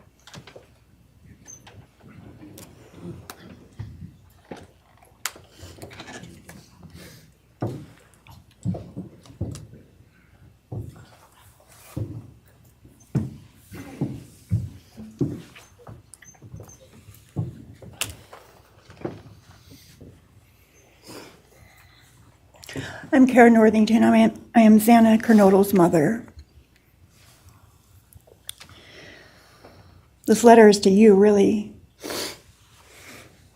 But it's for my daughter, who was murdered by you. Today I stand before you, the man who is responsible for murdering my beautiful daughter, Xana Kernodle.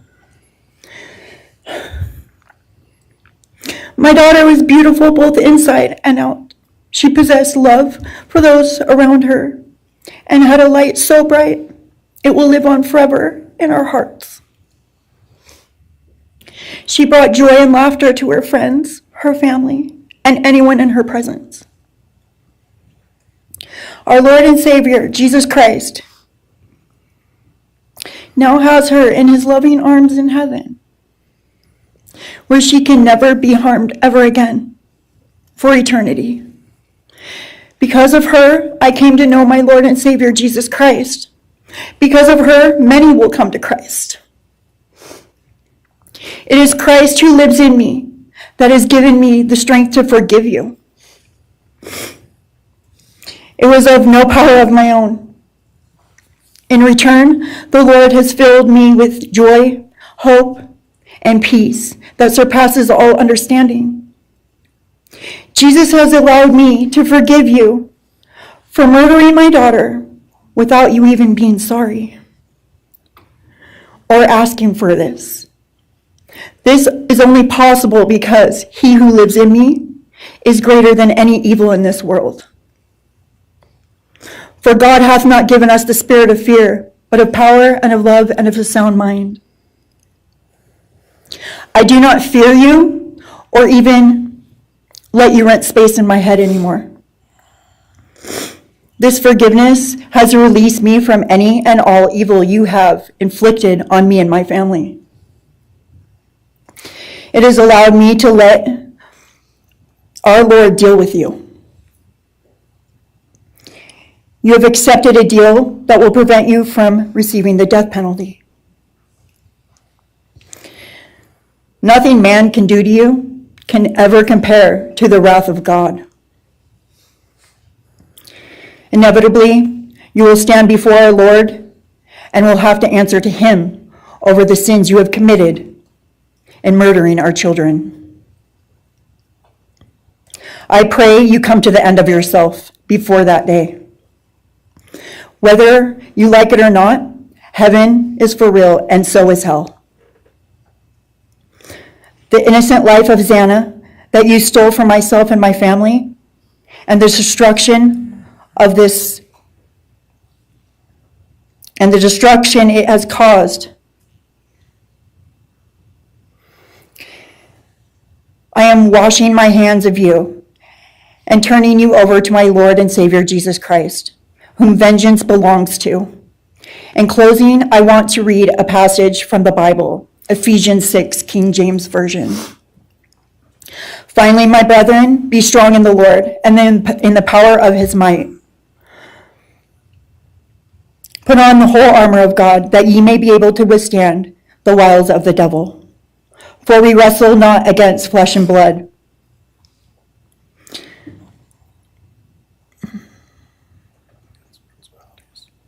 For we wrestle not against flesh and blood, but against principalities, against powers, against the rulers of the darkness of this world, against spiritual wickedness in high places.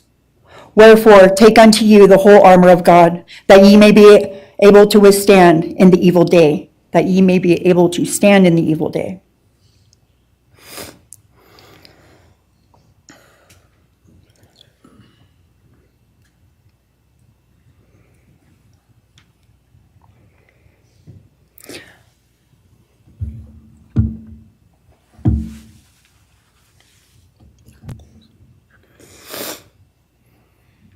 I'm not going to share memories of Xana or any more of the goodness of her with you, because I do not want that to be in your head.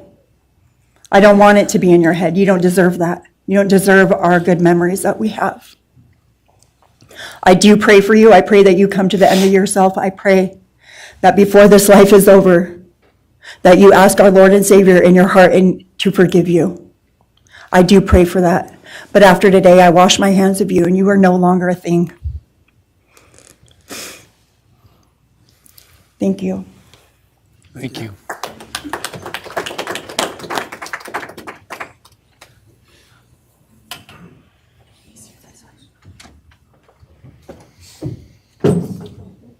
I don't believe the state has any other victim impact statements.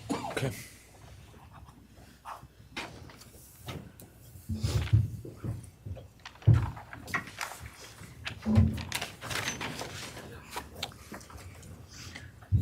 Right, state can argue.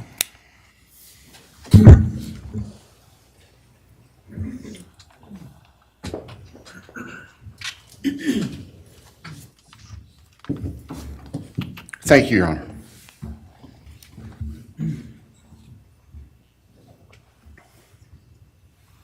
Just as a housekeeping matter to start, there will be the issue of restitution. That is, the documentation is being gathered, and we ask if the court would defer that for 30 days so we can present it in an orderly fashion and make sure it's comprehensive for everyone. Any objection to leaving restitution open in 60 days?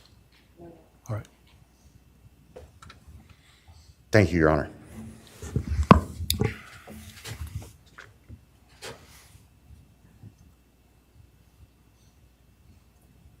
I think it's necessary and appropriate to share for everyone here, including the court, the background that brings us in front of Your Honor today for these proceedings. As the record reflects, and as everybody in this courtroom knows, the defendant has pleaded guilty to all 5 counts charged in the indictment. Under oath before Your Honor, he has admitted that the charges against him are true. He has reassured the court that he has not been coerced or threatened to make those admissions. And Your Honor did an extraordinary job in taking the pleas back on July 2nd. We appreciate the court's discipline and insight. The defendant has also waived appeal on the multitude of rulings from this court and Your Honor's predecessor in LATAH County on dozens, literally dozens of motions seeking to dismiss the case, seeking to control or limit evidence, seeking to offer evidence that would not be appropriate. And we appreciate the court's consistent rulings based on the law, based on the facts. As Your Honor will recall, on June 18th, it's just really not that long ago, we appeared before this court for arguments on what became the defendant's final motions to this court. Motion where they wanted to offer evidence suggesting that other people were responsible for the defendant's actions, and the motion seeking essentially an indefinite continuance of the trial. It was readily apparent to all of us in the courtroom from Your Honor's comments that those motions were not going to be granted. So we returned to Moscow and continued with what we had been working on for months in preparation for trial. We had no qualms about going to trial if trial was what was necessary and appropriate. The following week after we were in court, we were approached by the defense with an inquiry about a possible plea. And I can tell the court this is the first suggestion ever that there was any consideration, because indeed, the defense had maintained from the beginning that Mr. Kohberger, the defendant, was factually innocent. It's clear that the reality of the evidence and the case that had been investigated and prepared and that we were ready to present in court became a reality. Our reaction, among other things, was to reach out to all the families. And in fact, later that week, on Thursday and Friday of that last week of June, we met with representatives by teams, virtual meetings, with representatives of all the families. And we talked about the status of the case, and the upcoming trial and things that related to the trial. And we also let them know that there had been an inquiry about whether there might be an offer for a plea. And we asked the family members for their thoughts and feelings.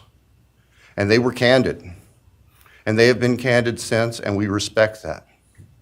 And we understand, recognize, and acknowledge that there was a difference of opinion among representatives of the different families. We understand that. One of the challenges of this case, one of the unique things about this case is we have multiple victims, each unique unto themselves, their families and friends unique unto themselves, and all of them entitled to their opinions, all of them entitled to their thoughts. Over the following weekend, our prosecution team, very skilled attorneys who were personally as well as professionally deeply invested in this case, met. And we talked, and the decision was reached. Well, to start with, were there to be any sort of plea offer or discussion, there's only one possibility.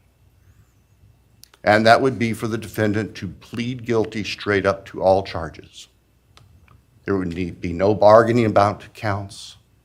There would be no bargaining about reduced sentences.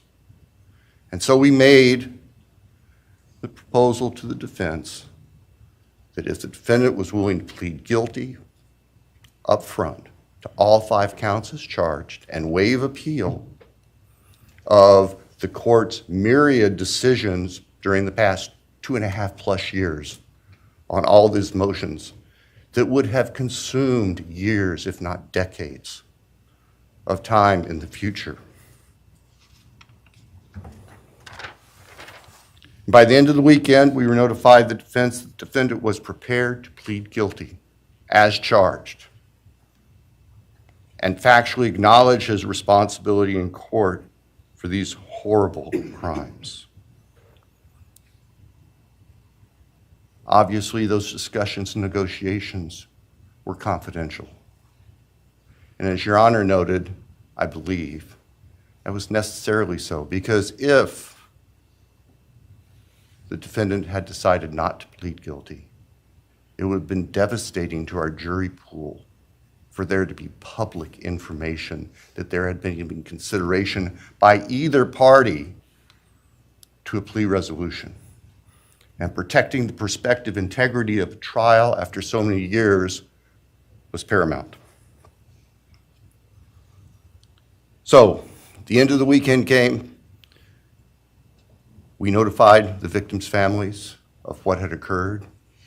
I recognize and acknowledge personally, and I respect the fact that of these fine, suffering people here, not everybody agreed with the decision we make. I accept that.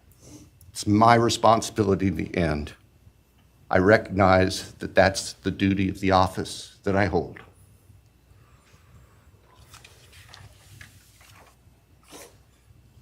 So now, it is time for the judicial system to impose final judgment and close the door on this chapter of these tragedies. As the court is aware, by the agreement of the parties, it is the state's prayer. Perhaps have the Elmo police turned on.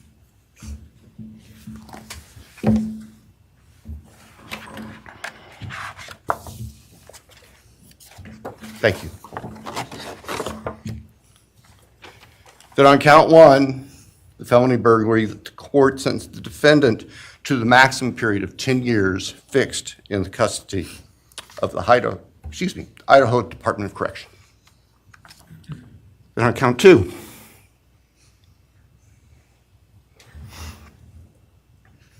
that the court sentenced the defendant to fixed life for the murder of Maddie Mogen. On count 3, that the court sentenced the defendant to fixed life for the murder of Kaylee Goncalves. On count 4, that the court sentenced the defendant to fixed life for the murder of Xana Kernodle. On count 5, that the court sentenced the defendant to fixed life for the murder of Ethan Chapin.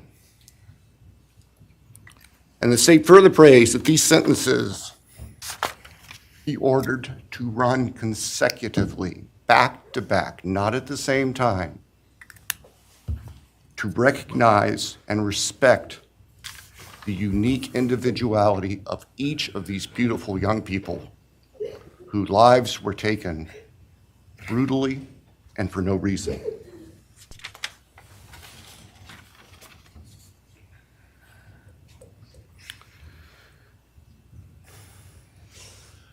And hopefully now, as we have heard earlier this morning, it is time to afford the families and the friends and the community and the state of Idaho and the nation and the world to move forward. We can't undo, and we can never undo, the horror of what occurred on the early morning hours of November 13th, 2022 at 1122 King Street in Moscow, Idaho. For a long time, the presiding district judge in LATAH County was John Stegner, who eventually became a member and a justice of the Idaho Supreme Court. And Justice Stegner often observed that even God cannot change the past. But everyone in this room has the ability to take themselves forward. And we want the judicial system to afford them the opportunity today to do that. From today forward, our memories should be focused on these innocent victims whose lives were taken, on their families, on their friends, on the community. The court has heard discussion, talk today, reminiscences today about a special family that our victims shared, not just their natural, legal, and biological families, not just their university family within their sororities, for example.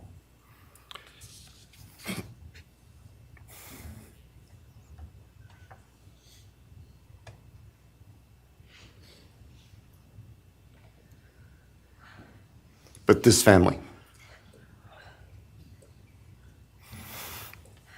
This is the picture taken on November 12th, 2022,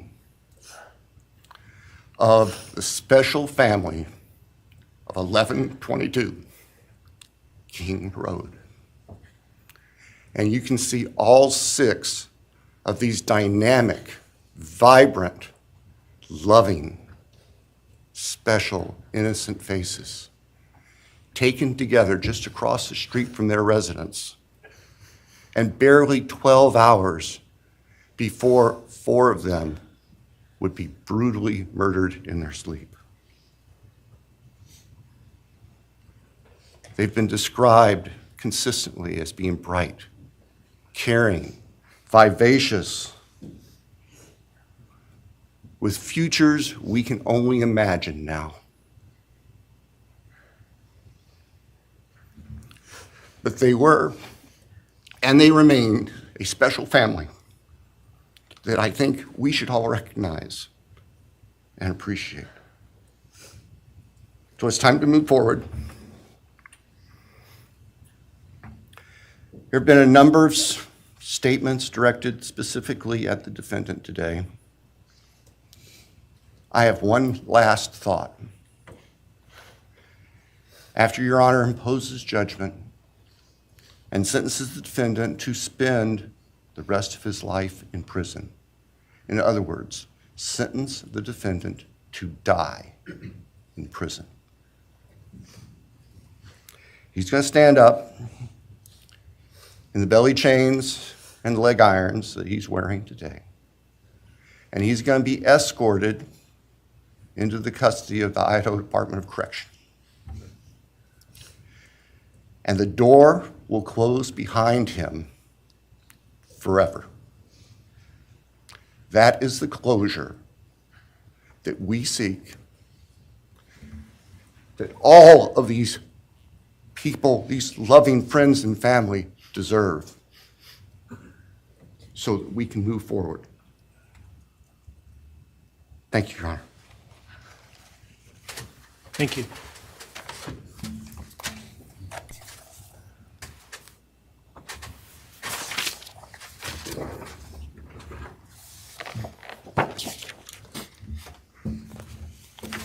All right, does the defense have evidence to present today? No evidence. All right. Does defense wish to make argument today? Runner, we do not wish to make arguments. Mr. Kohberger, along with his legal team, is prepared for the court to enter judgment. All right, Mr. Kohberger, you have an opportunity to make a statement if you wish to. I take it you are declining. I respectfully decline. Well.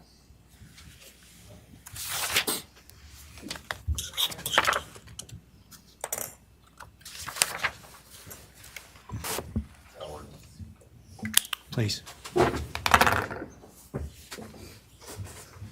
right, let me start this morning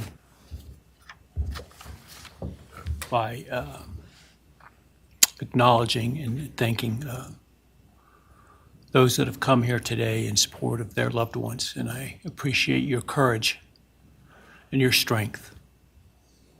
And I hope that you are able to move on as best as possible. Thank counsel for the professionalism that they've exhibited throughout this case. It has been my great honor to preside in this case and to help bring, to the extent possible, some resolution and hopefully justice to this case.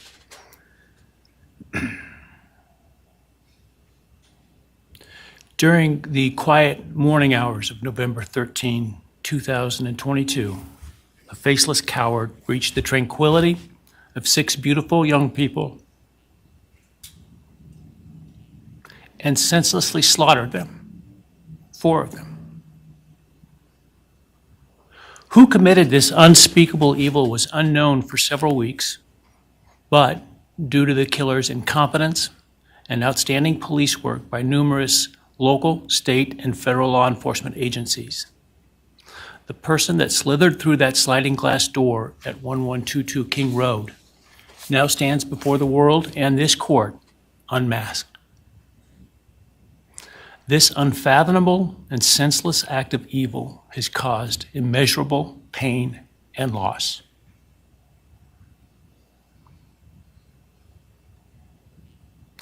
No parent should ever have to bury their child.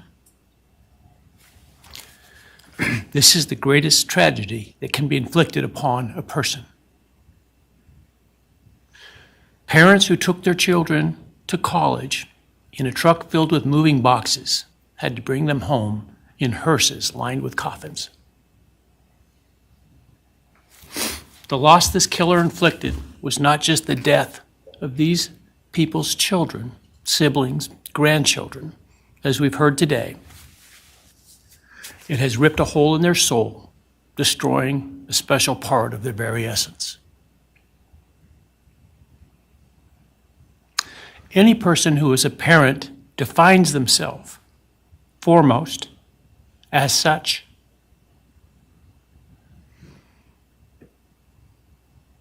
It is their existence and purpose of being. And it has been stolen from these parents.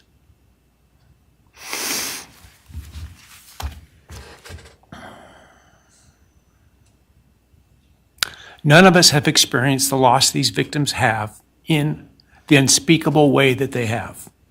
And therefore, none of us can, nor should we, question the way in which they have handled their loss. Whether that be in private mourning, removed as far as possible from this media circus, or in front of a camera demanding retribution with the loudest megaphone. I've listened intently to the stories and pain that have been shared today, with great awe at the courage and resilience of the surviving family members of those wonderful children. I've listened also to the surviving roommates, both in person and through their friends. And I can't think of how, frankly, courageous they have been despite the hell that they have faced by uncaring people who have come up with all kinds of crazy theories about two kids simply being kids. The parents, siblings, and other family members who have spoken today are designated as victims in our legal system. But going forward, I hope that they can shed that label, as it gives too much power to the evil that condemned them to that role. They are and should be known as survivors, fighters, and foremost as witnesses to the tremendous lives of value and unbounded promise of these four young people. But those speaking today and those who did not speak, but who carry this same burden, this same loss, now carry forward the memories of these now perpetually young people, these forever children.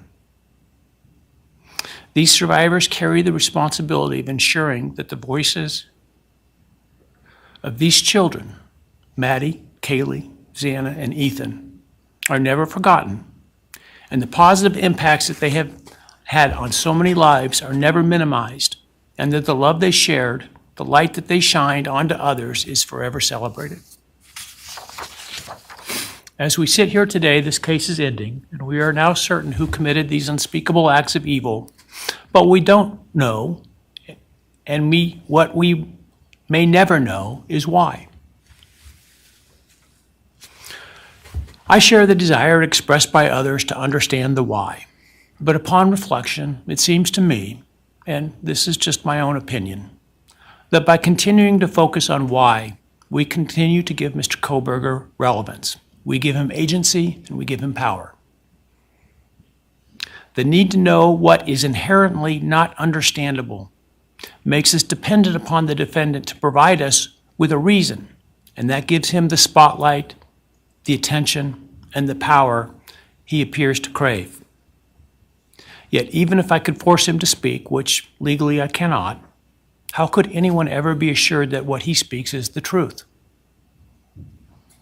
Do we really believe, after all of this, he's capable of speaking the truth or of giving up something of himself to help the very people whose lives he destroyed? Rather, I suspect the so-called self-serving and aggrandizing untruthful bits, leaving people wanting more information, more insight, and thus enhancing even further the power he seeks to hold. Even if we could get truthful insight into his why, I suspect it would not in any way quench one's thirst for actually understanding why in the first instance. Because there is no reason for these crimes that could approach anything resembling rationality. No conceivable reason could make any sense. And in the end, the more we struggle to seek explanation for the unexplainable, the more we try to extract a reason, the more power and control we give to him. In my view, the time has now come to end Mr. Kohberger's 15 minutes of fame. It's time that he be consigned to the ignominy and isolation of perpetual incarceration. I know there has been concern about him collaborating on books or movies or other media projects, and I truly hope that someone does not stoop to affording him this spotlight that he desires in the name of clicks, royalties, or profits. While criminal behavioralists should study him away from the spotlight in an attempt to prevent other would-be killers from acting on their worst impulses, There should be no need for that to spill over into the public eye. The great Idaho jurist Edward Lodge was known for trying to find something positive about every person he ever sentenced. And with over a half a century as a trial judge, that was a lot of people. This was often challenging, and I recall in one case he said that the best he could come up with was the defendant had good penmanship. Truth be told, I'm unable to come up with anything redeeming about Mr. Kohberger because his grotesque acts of evil have buried and hidden anything that might have been good or intrinsically human about him. His actions have made him the worst of the worst. Even in pleading guilty, he is giving nothing hinting of remorse or redemption, nothing suggesting even a recognition or understanding, let alone regret for the pain that he has caused. And therefore I will not attempt to speak about him further, other than to simply sentence him so that he is forever removed from civilized society. And accordingly, based upon his conduct and based upon the record before this court, recognizing the standards that govern this court's sentencing decisions as set forth in State v. Toohill, I hereby sentence Mr. Kohberger as follows. On count 1, burglary, 10 years fixed, 0 years indeterminate.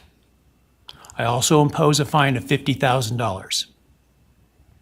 Count 2, first-degree murder of Madison Mogen. I sentence the defendant to a fixed term of life imprisonment without the possibility of parole, a fine of $50,000, and a civil penalty of $5,000 payable to the family of the victim. On count 3, for first-degree murder of Kaylee Goncalves, I sentence the defendant to a fixed term of life imprisonment without the possibility of parole, a fine of $50,000, and a civil penalty of $5,000 payable to the victim of the family, or to the family of the victim, pardon me.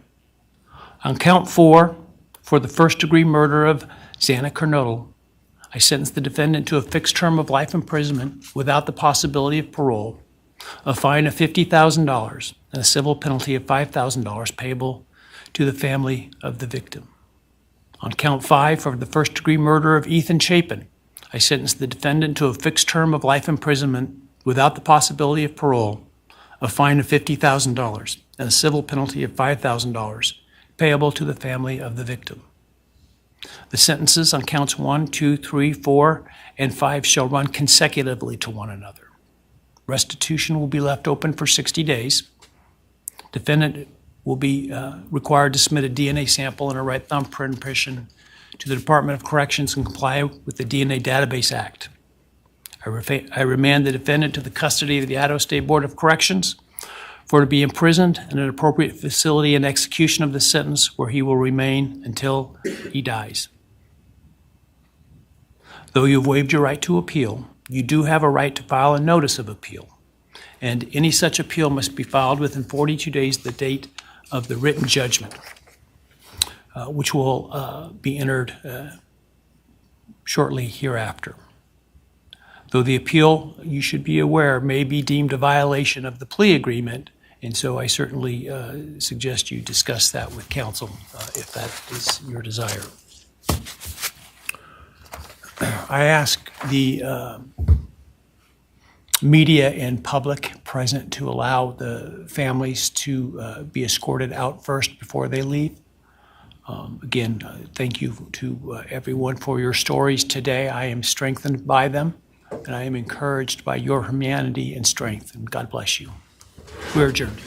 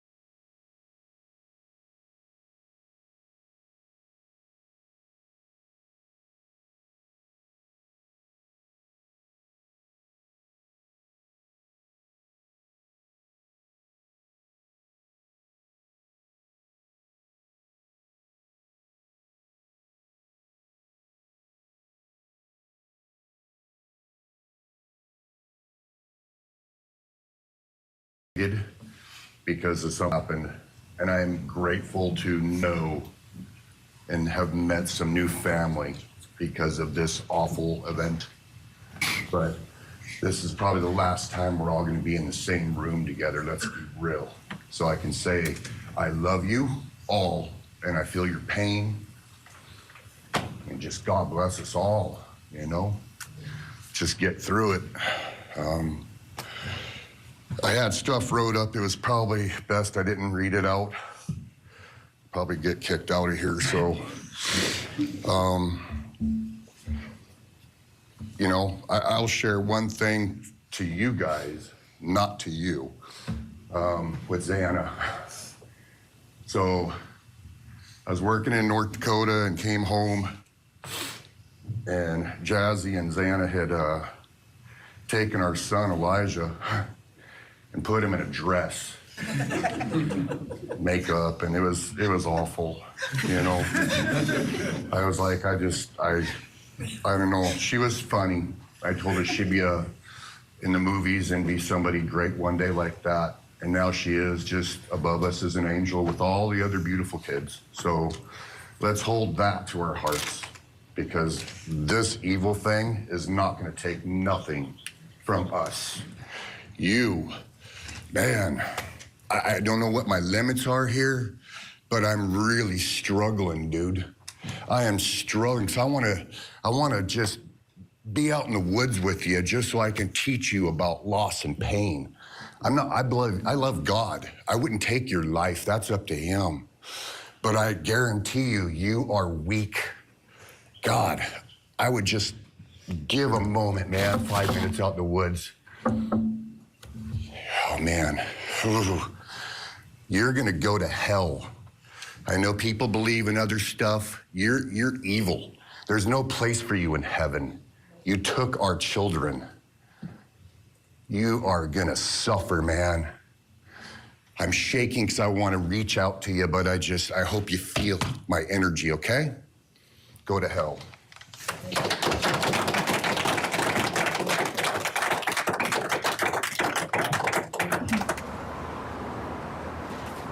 Xana's stepfather, Randy Davis, telling Bryan Kohberger to go to hell. That's how he ended his tribute to his stepdaughter, along with some funny stories. We'll get a break. When we come back, Xana's mother is next to speak. Stay with us. You're watching Court TV, your front row seat to justice as we continue our coverage of the sentencing of the Idaho student murders.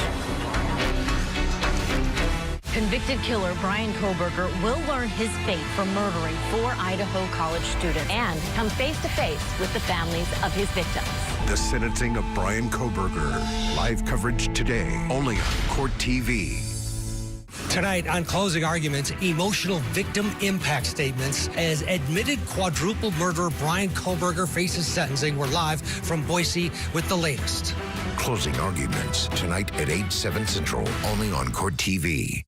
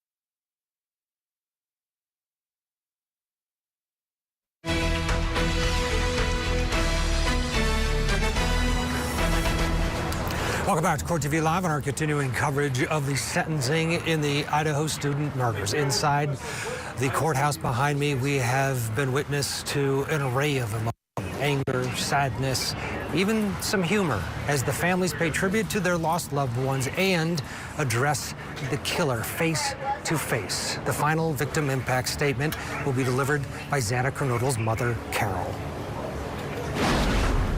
I'm Karen Northington. I am Xana Kernodle's mother. This letter is to you, really. But it is for my daughter, who was murdered by you. Today I stand before you, the man who is responsible for murdering my beautiful daughter, Xana Kernodle. My daughter was beautiful both inside and out. She possessed love for those around her and had a light so bright it will live on forever in our hearts. She brought joy and laughter to her friends, her family, and anyone in her presence. Our Lord and Savior, Jesus Christ, now has her in his loving arms in heaven, where she can never be harmed ever again for eternity. Because of her, I came to know my Lord and Savior, Jesus Christ. Because of her, many will come to Christ. It is Christ who lives in me that has given me the strength to forgive you. It was of no power of my own. In return, the Lord has filled me with joy, hope, and peace that surpasses all understanding. Jesus has allowed me to forgive you for murdering my daughter without you even being sorry or asking for this. This is only possible because he who lives in me is greater than any evil in this world. For God hath not given us the spirit of fear, but of power and of love and of a sound mind. I do not fear you or even let you rent space in my head anymore. This forgiveness has released me from any and all evil you have inflicted on me and my family. It has allowed me to let our Lord deal with you. You have accepted a deal that will prevent you from receiving the death penalty. Nothing man can do to you can ever compare to the wrath of God. Inevitably, you will stand before our Lord and will have to answer to him over the sins you have committed in murdering our children. I pray you come to the end of yourself before that day. Whether you like it or not, heaven is for real and so is hell. The innocent life of Xana that you stole from myself and my family, and the destruction of this, and the destruction it has caused. I am washing my hands of you and turning you over to my Lord and Savior, Jesus Christ, whom vengeance belongs to. In closing, I want to read a passage from the Bible, Ephesians 6, King James Version. Finally, my brethren, be strong in the Lord and then in the power of his might. Put on the whole armor of God, that ye may be able to withstand the wiles of the devil. For we wrestle not against flesh and blood.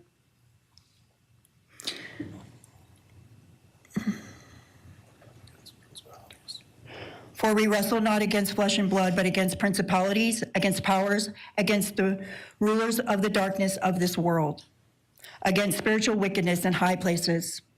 Wherefore, take unto you the whole armor of God, that ye may be able to withstand in the evil day, that ye may be able to stand in the evil day.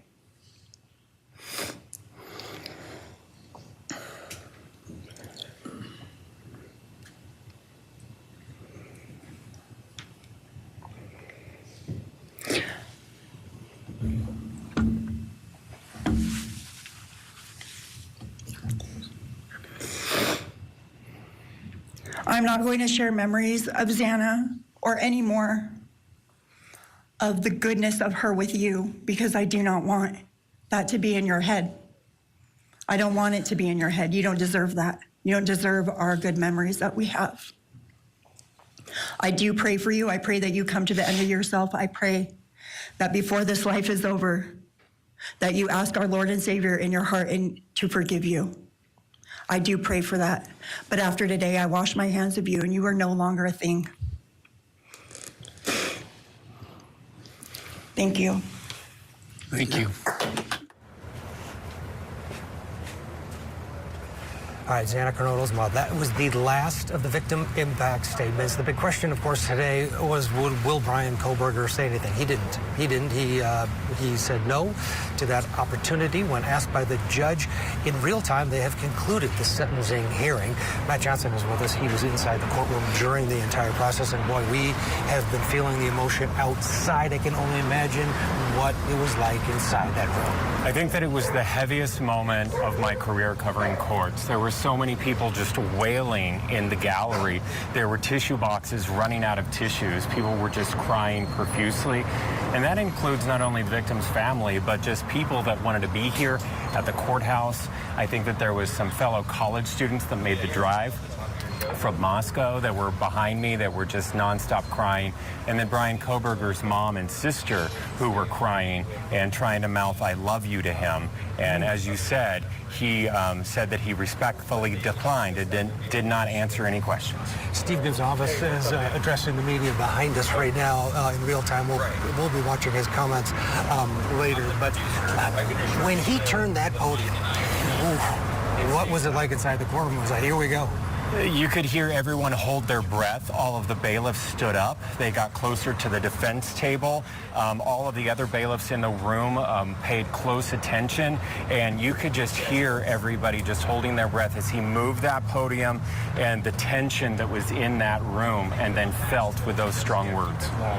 We'll have much more coverage. Matt is going to be debriefing us throughout the afternoon here on Court TV. We're also expecting in about 45 minutes, for the first time since the gag order was implemented, the police, the investigators, the people that were on the ground from the beginning are now ready to speak. They're holding a press conference inside the courthouse. They're setting that up now. Our continuing coverage rolls on Court TV as we watch the Idaho student murder sentencing for Bryan Kohberger. We'll be right back after this.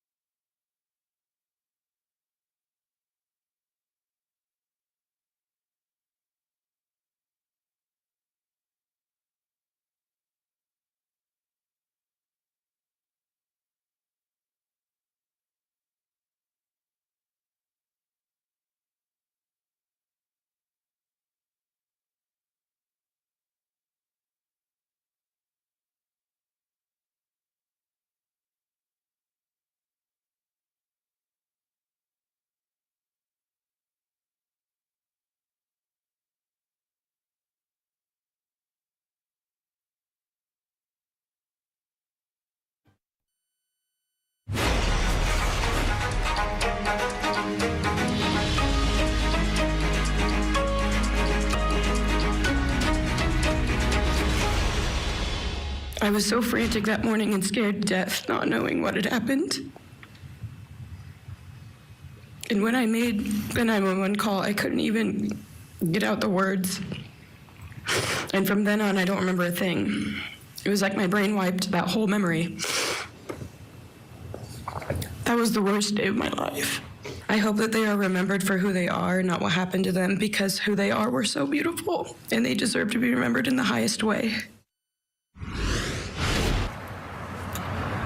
That was one of the emotional moments that we have witnessed here on Court TV this morning. Welcome back to Court TV Live along with Matt Johnson. I'm Ted Rollins. We're outside the Ada County Courthouse in Boise, Idaho, as we continue to watch these proceedings that have ended in real time. We're a little bit behind because of the commercial breaks. Behind us now, Steve Goncalves and family are holding a press conference. We'll get to that in just a bit. But one of the biggest questions today was, what would Bryan Kohberger say? Would he say anything? Well, the judge asked him if he wanted to say anything. This is what happened. Mr. Kohberger, you have an opportunity to make a statement if you wish to. I take it you are declining. I respectfully decline. Well.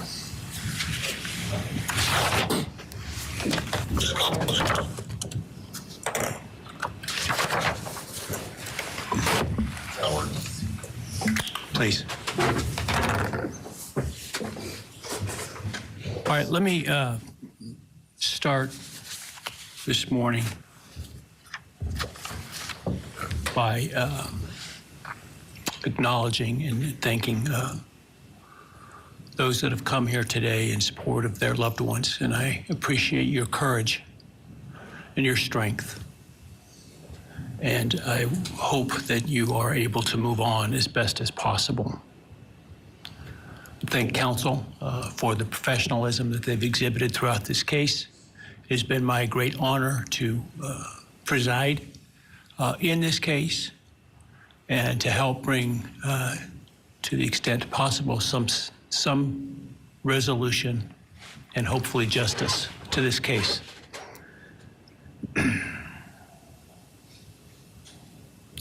During the quiet morning hours of November 13, 2022, a faceless coward breached the tranquility of 6 beautiful young people and senselessly slaughtered them, 4 of them. Who committed this unspeakable evil was unknown for several weeks, but due to the killer's incompetence and outstanding police work by numerous local, state, and federal law enforcement agencies, the person that slithered through that sliding glass door at 1122 King Road now stands before the world and this court unmasked. This unfathomable and senseless act of evil has caused immeasurable pain and loss.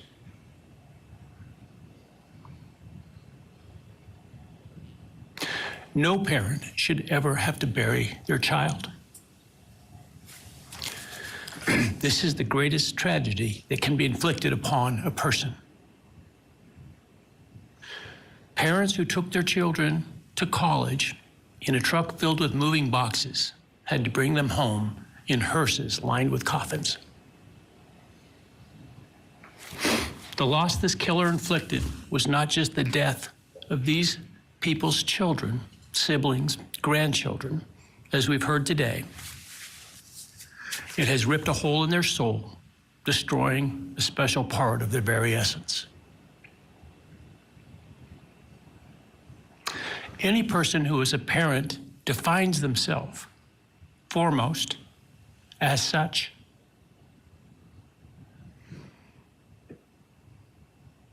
It is their existence and purpose of being. And it has been stolen from these parents.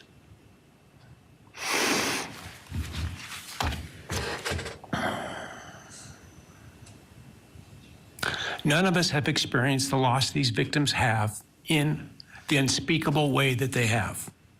And therefore, none of us can, nor should we, question the way in which they have handled their loss. Whether that be in private mourning, removed as far as possible from this media circus, or in front of a camera demanding retribution with the loudest megaphone. I've listened intently to the stories and pain that have been shared today, with great awe at the courage and resilience of the surviving family members of those wonderful children. I've listened also to the surviving roommates, both in person and through their friends.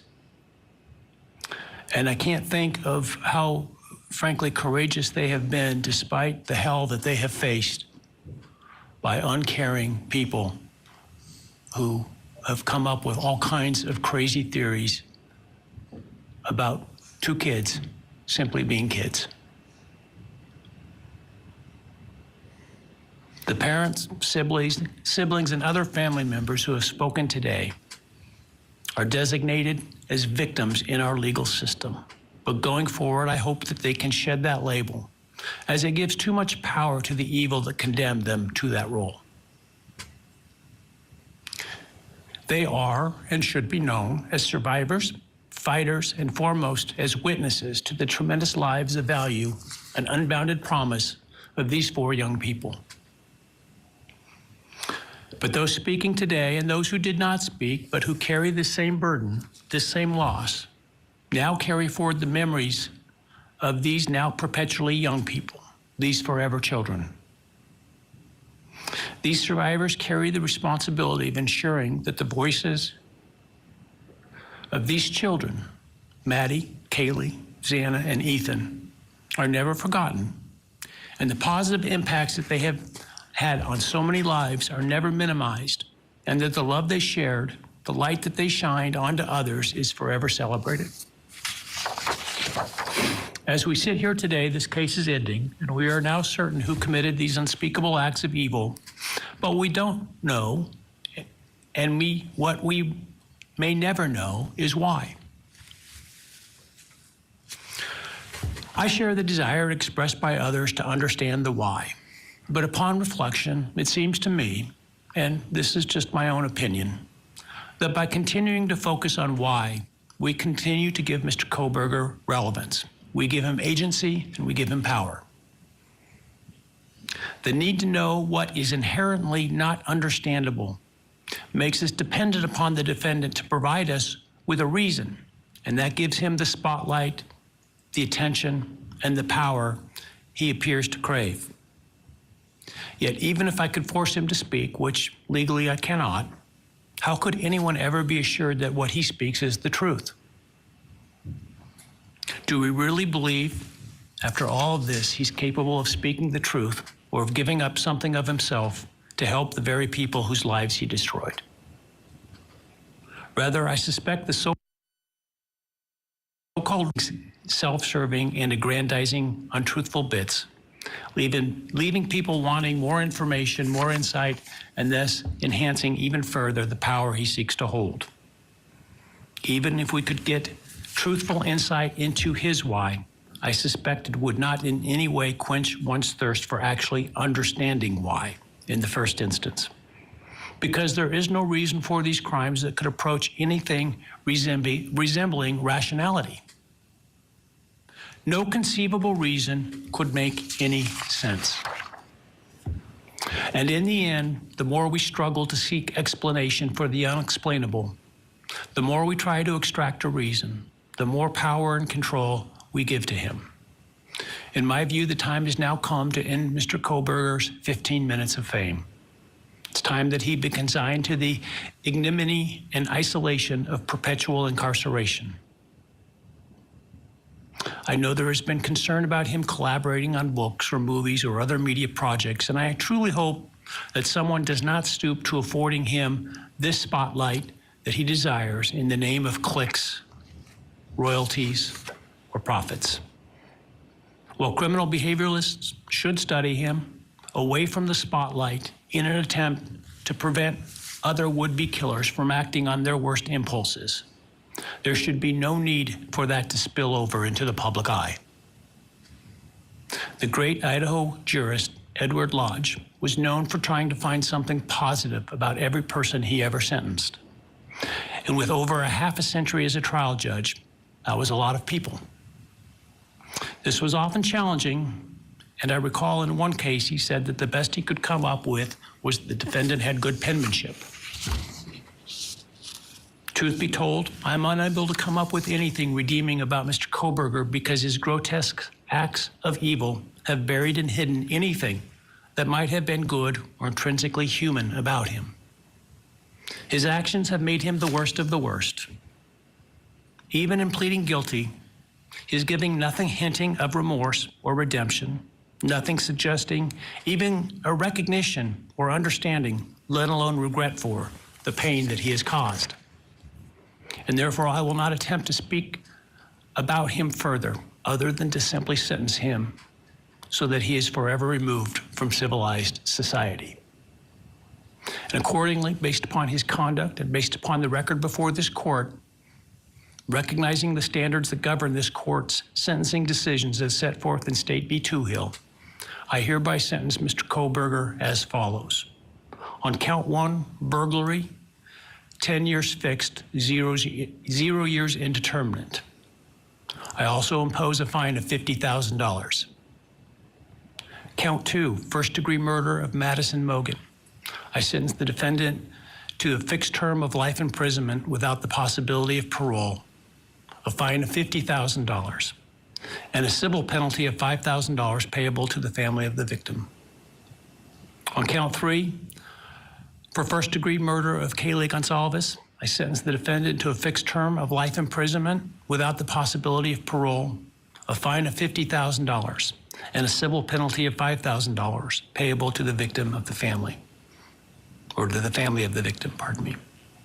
On count 4, for the first-degree murder of Xana Kernodle, I sentence the defendant to a fixed term of life imprisonment without the possibility of parole, a fine of $50,000, and a civil penalty of $5,000 payable to the family of the victim.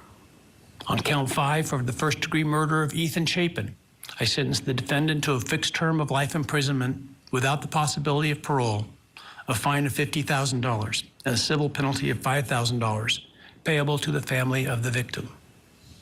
The sentences on counts 1, 2, 3, 4, and 5 shall run consecutively to one another.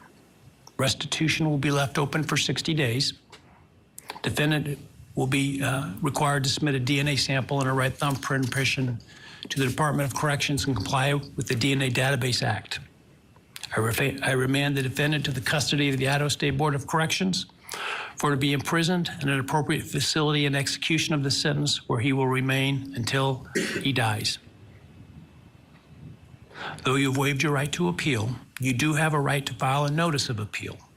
And any such appeal must be filed within 42 days of the date of the written judgment, which will be entered shortly hereafter. Though the appeal, you should be aware, may be deemed a violation of the plea agreement, and so I certainly suggest you discuss that with counsel if that is your desire. I ask the media and public present to allow the families to be escorted out first before they leave. Again, thank you to everyone for your stories today. I am strengthened by them, and I am encouraged by your humanity and strength, and God bless you. We're adjourned.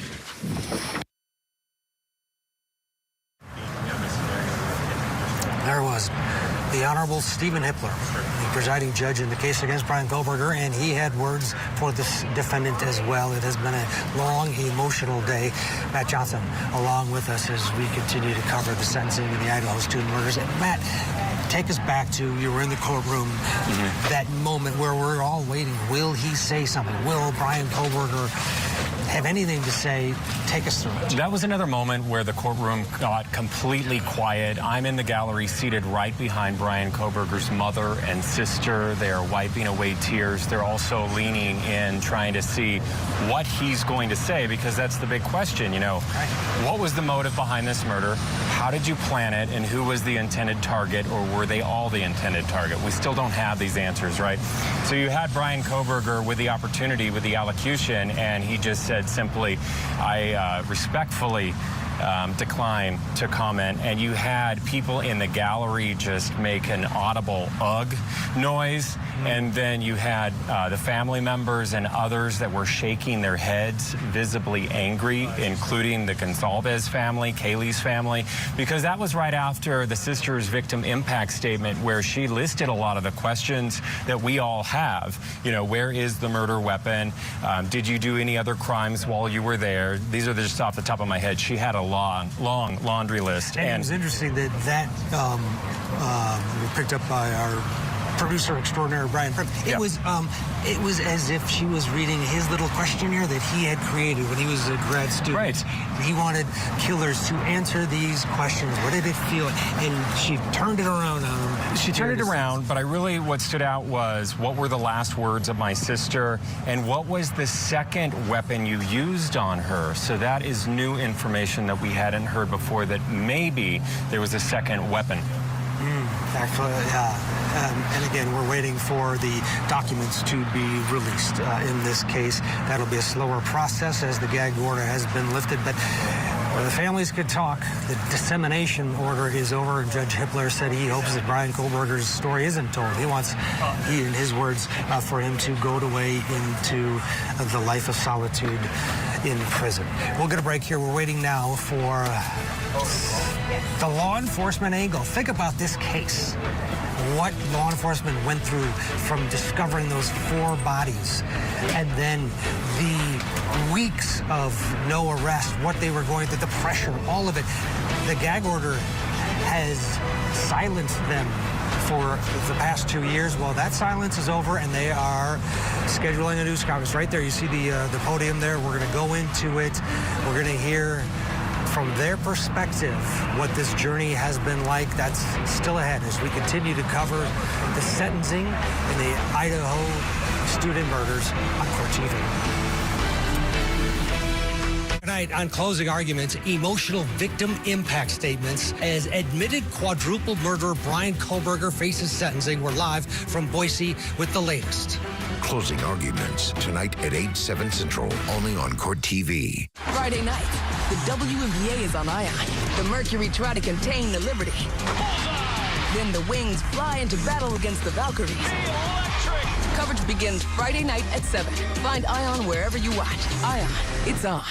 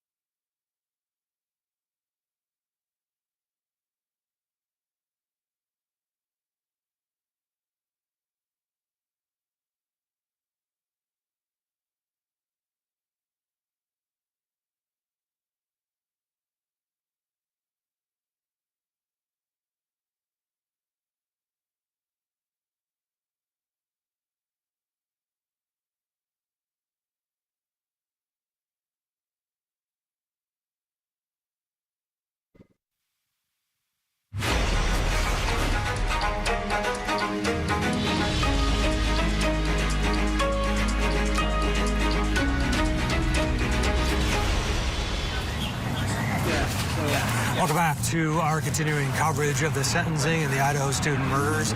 I'm Ted Rollins along with Matt Johnson outside of the Ada County Courthouse in Boise, Idaho. The hearing itself is over.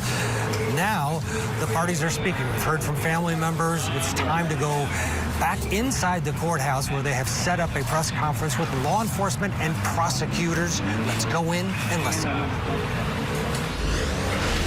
Good afternoon. My name is Anthony Dollinger, and I am the Chief of Police of the Moscow Police Department. Thank you for joining us. Today marks the conclusion of a case that has profoundly impacted the University of Idaho, the city of Moscow, the state of Idaho, and communities nationwide. Today's sentencing of Bryan Kohberger brings the legal process to a close, following his conviction for the brutal murders of Kaylee Goncalves, Madison Mogen, Xana Kernodle, and Ethan Chapin.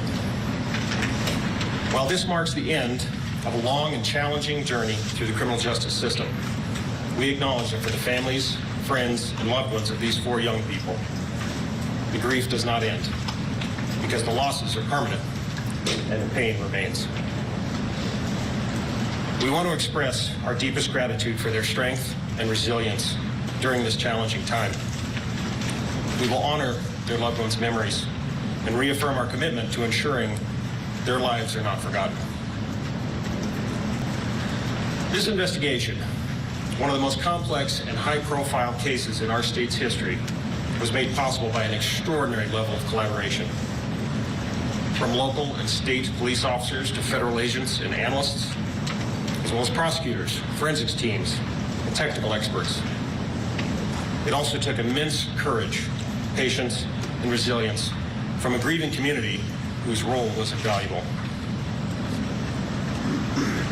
From the very beginning of this tragedy, Moscow Police Department and our law enforcement partners never lost sight of the mission, which was to bring justice for the victims and their families, and to hold accountable the person who committed these horrible crimes.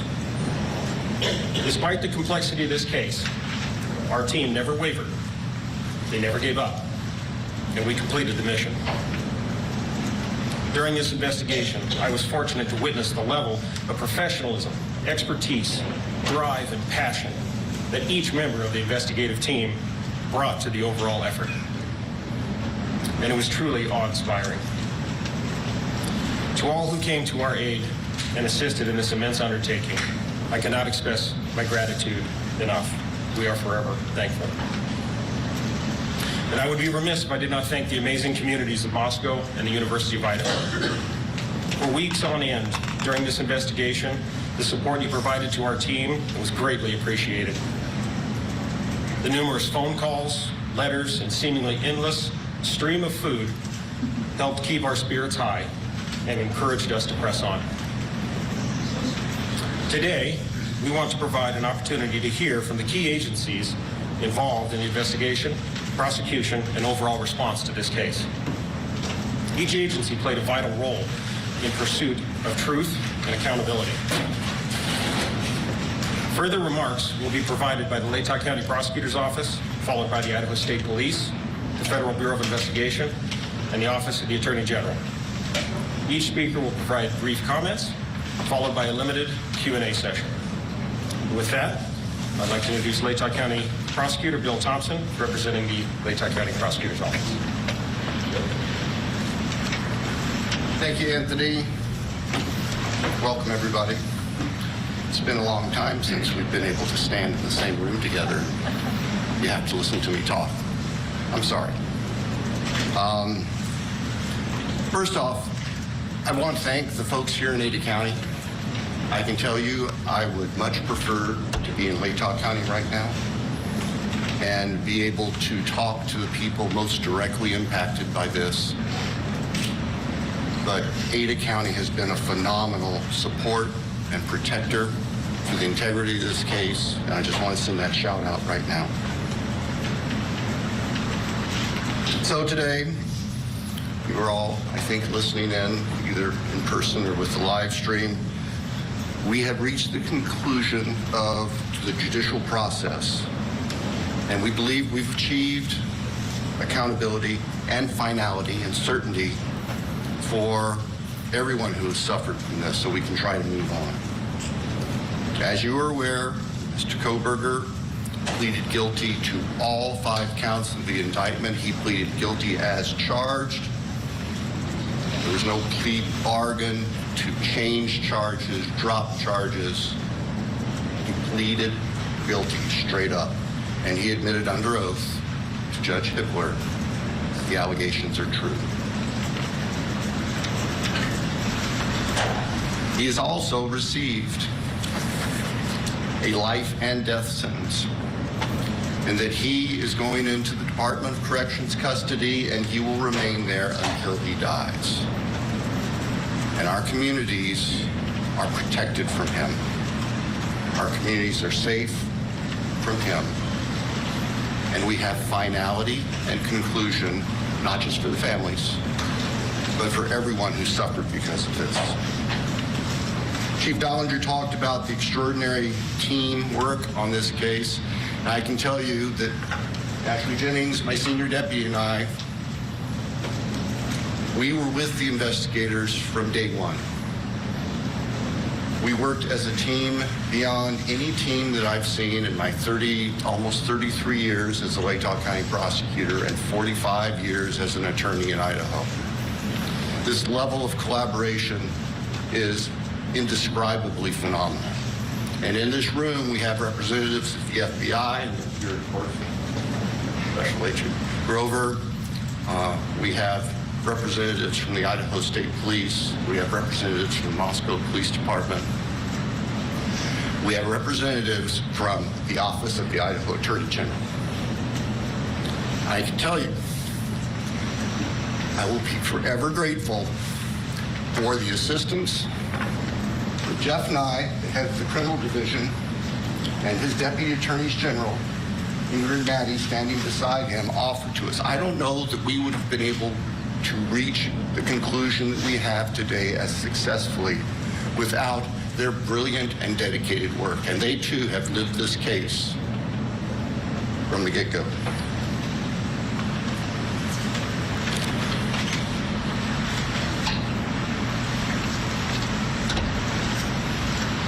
Our hearts and prayers go out to the families, not just the immediate biological or legal families, but the university family, the 1122 King Street family. You all saw the group picture, and you've seen that group picture so many times over the past 2.5 years. And now you have real faces to go with those young, vibrant people who, 4 of whom were killed 12 hours, half day after that picture was taken. We respect the families. We realize that we had tough decisions to make, and we made them, but we did not make them in a vacuum. As I said in court today, we reached out to the families. We asked their thoughts. We listened to what they had to say. We accept and recognize that not everybody agrees with the decision we made, but this isn't a popularity contest. And we made what we thought was the most appropriate decision under the law and on the facts to give this case closure in a sense that would never be realized otherwise. Judge Hippler talked today about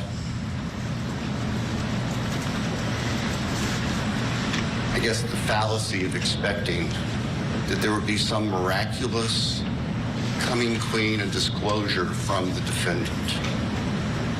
In the first instance, as the judge said, he doesn't have the power to compel that. We, the state, don't have the power to compel that. As a practical matter, it would not be helpful. It would give him a forum to share whatever he thought to control the dialogue. Not going to happen to our victims. We can't allow that to happen.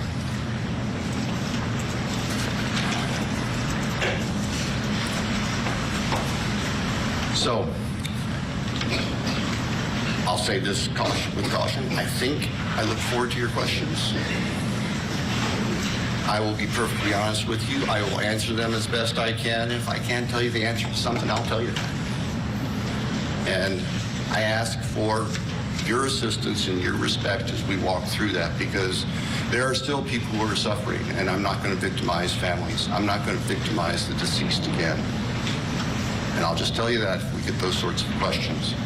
But we'll get to that in a little bit. Right now, what I would like to do is hand the podium over to Colonel Bill Gardner from the Idaho State Police so he can share his agency's perspective. All right, that was Bill Thompson. Bill Thompson, the prosecutor in this case, he's been there since day one. We saw him going into the house the day after the murders. And before the gag order, he was very open. Talked to Court TV on several occasions, him getting his feelings. Let's break here. We'll get back into that press conference with prosecutors and law enforcement inside the Ada County Courthouse.